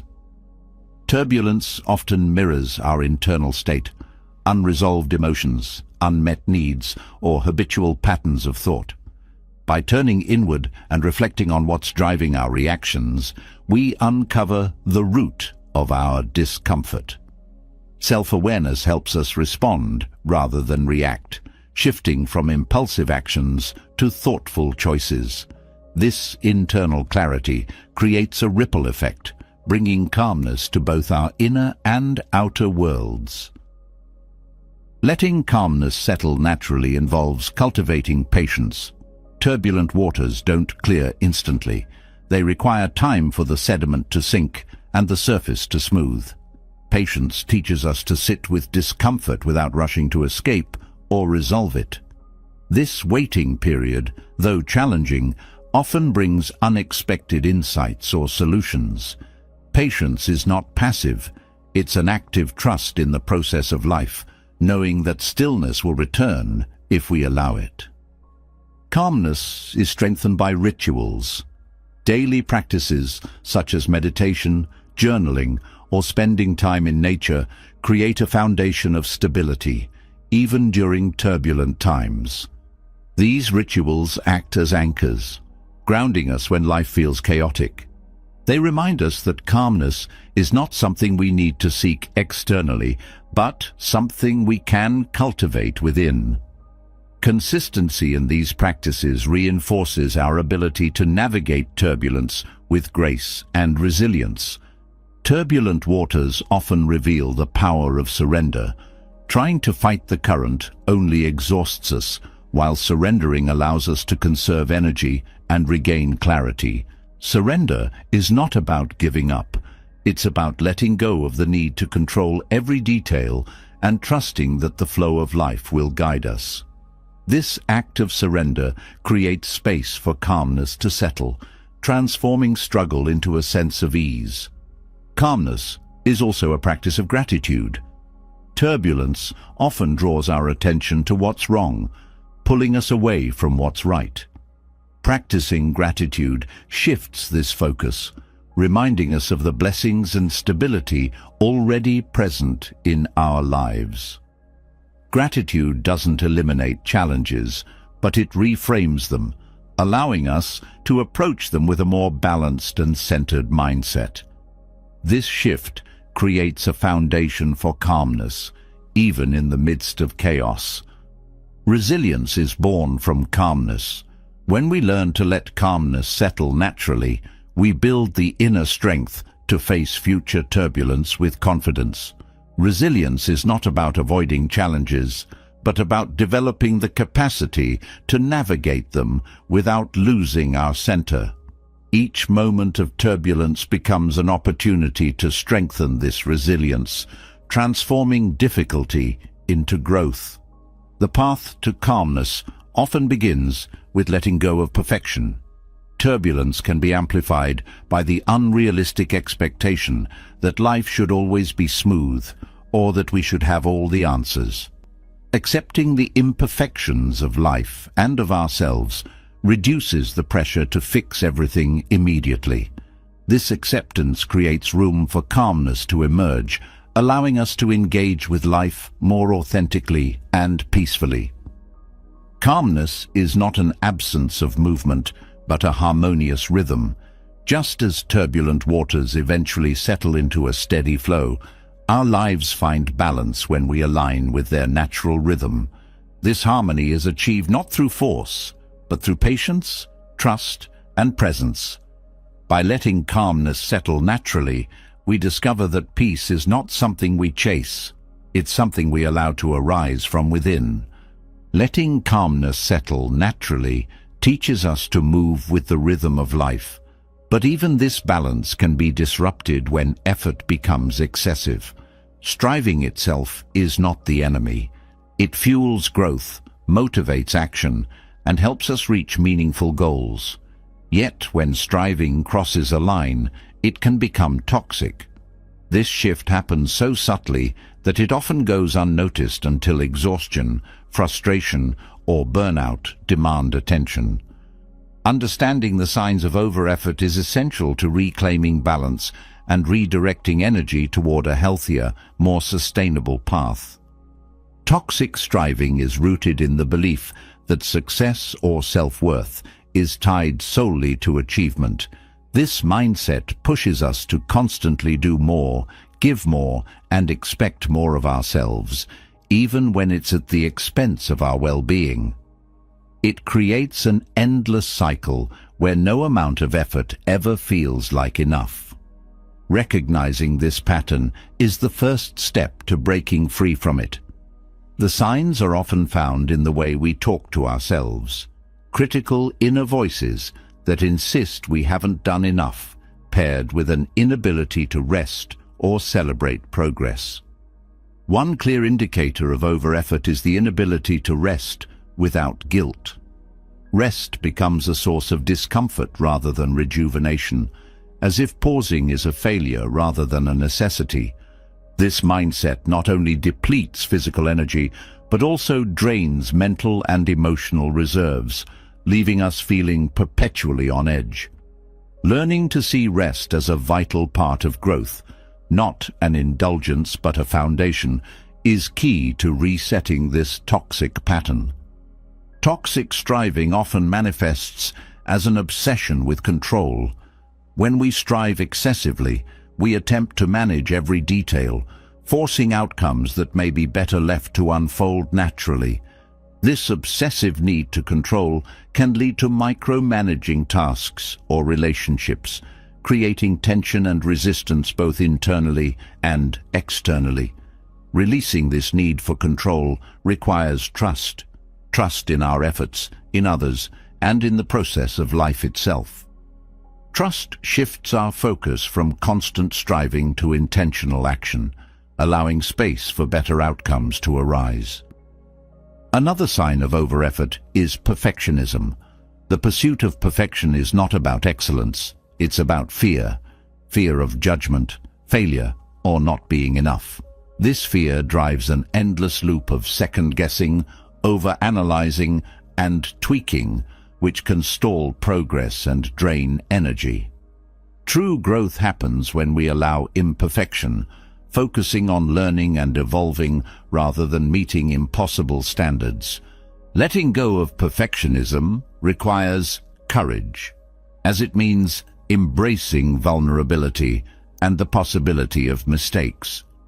Over-effort also reveals itself through a lack of joy. When striving becomes toxic, the very things that once inspired or excited us feel burdensome. Passion is replaced by obligation, and the spark that initially drove our efforts begins to fade. Reconnecting with the why behind our actions, our deeper purpose or values, can reignite this spark. This shift reminds us that effort is most fulfilling when it's aligned with meaning rather than driven by pressure. The physical signs of over-effort are just as telling. Chronic stress, fatigue, and even physical illness often accompany excessive striving. The body sends signals when it's being pushed beyond its limits, but these signals are often ignored in the pursuit of goals. Listening to the body is an act of self-respect and care. It's a reminder that sustainable effort requires balance, and that pushing through exhaustion is not a badge of honor, but a warning sign. Over-effort also impacts relationships. When we are consumed by striving, we may neglect the people who matter most. Relationships can become transactional, reduced to what they can contribute to our goals, rather than valued for their own sake. Toxic striving often leads to isolation, as the focus on achievement overrides the need for connection. Rebuilding relationships requires stepping back from over-effort and prioritizing presence, showing up fully for others without the distraction of constant striving. The mind becomes trapped in cycles of overthinking when striving turns toxic. Instead of focusing on meaningful actions, we get caught in endless loops of planning, analyzing, and worrying. This mental exhaustion diminishes our ability to act effectively, creating a sense of paralysis rather than progress. Breaking free from overthinking involves simplifying our approach, focusing on one step at a time rather than trying to anticipate every possible outcome. Simplicity clears the mental clutter that over-effort creates. Toxic striving can also stem from comparison. Measuring our progress or success against others sets a standard that is both unrealistic and unhelpful. Comparison shifts the focus away from personal growth and toward external validation, which can never fully satisfy. Embracing individuality, our unique strengths, paths, and timelines, reclaims energy wasted on comparison. It redirects our efforts toward what truly matters to us, free from the pressure to compete or conform. Over-effort often creates a disconnect between effort and enjoyment. When striving becomes toxic, we focus solely on results, neglecting the process that leads to them. The journey feels like a means to an end, rather than a meaningful experience in itself. Reframing effort as an opportunity to grow, learn, and engage with the present moment restores balance. This perspective transforms striving from a burden into a source of fulfillment. Letting go of toxic striving doesn't mean giving up ambition or goals. It means aligning our efforts with intention and balance. Sustainable effort respects both our capacities and our limits, recognizing that growth is a marathon, not a sprint. Slowing down and pacing ourselves ensures that we can continue moving forward without depleting our reserves. It's not about doing less, but about doing better, focusing on quality over quantity. Recognizing the signs of over-effort also involves addressing the underlying fears that drive it. Fear of failure, rejection, or inadequacy often fuels toxic striving, creating a sense of urgency and pressure. Facing these fears directly, acknowledging and questioning them, helps to dismantle their hold on us. This process requires compassion, both for the parts of us that strive and for the parts that struggle. Self-compassion turns striving into a kinder, more supportive journey. The transformational power of releasing toxic striving lies in the freedom it brings. Without the weight of constant pressure, we gain clarity, energy, and a renewed sense of purpose. Effort becomes a choice rather than an obligation, allowing us to engage fully and authentically with what we do. This freedom creates space for creativity, connection, and joy, which are often stifled by the intensity of over-effort. By recognizing the signs of toxic striving, we reclaim control over our energy and focus. We learn to listen to our needs, honor our limits, and direct our efforts toward what truly aligns with our values.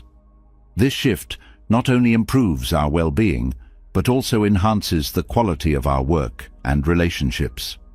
Striving becomes a tool for growth rather than a source of stress, empowering us to achieve more with less resistance. When we let go of over-effort, we rediscover the balance between ambition and contentment. Effort becomes a harmonious dance where action is guided by intention and supported by rest. This balance allows us to achieve our goals while staying grounded and connected to what truly matters. It transforms striving from a toxic cycle into a meaningful and fulfilling journey. Through this process, we find not only success, but also the peace and joy that striving was meant to bring. When you stop grasping, life unfolds in ways you never thought possible, through the wisdom of letting go, of obsession, control, and attachment. You discover that peace and progress are not found in force, but in flow. By embracing non-attachment, trusting life's rhythm, and releasing the grip of expectations, you unlock a freedom that allows results to come naturally. The harder you chase, the further peace drifts away. But when you surrender to the journey, focusing on presence and purposeful action, life aligns itself beautifully. This journey isn't about giving up, it's about showing up differently, caring deeply while letting go of clinging, striving with balance, and allowing time to do its work, transforms not only how you live, but how you experience the world around you. It's not a rejection of effort, but an invitation to align your effort with intention and trust. Results come when you stop caring for the outcome with desperation and start living in harmony with what is. Now, we'd love to hear your thoughts. What spoke to you the most from this journey into letting go? Leave a comment below and share how you plan to apply this wisdom to your own life. Let's create a space for growth and connection together. If this resonated with you, hit the subscribe button and turn on the notification bell so you don't miss out on more wisdom that can transform your life. Together, let's continue exploring the depths of peace, purpose, and fulfillment. Your next step toward a freer, calmer life begins here.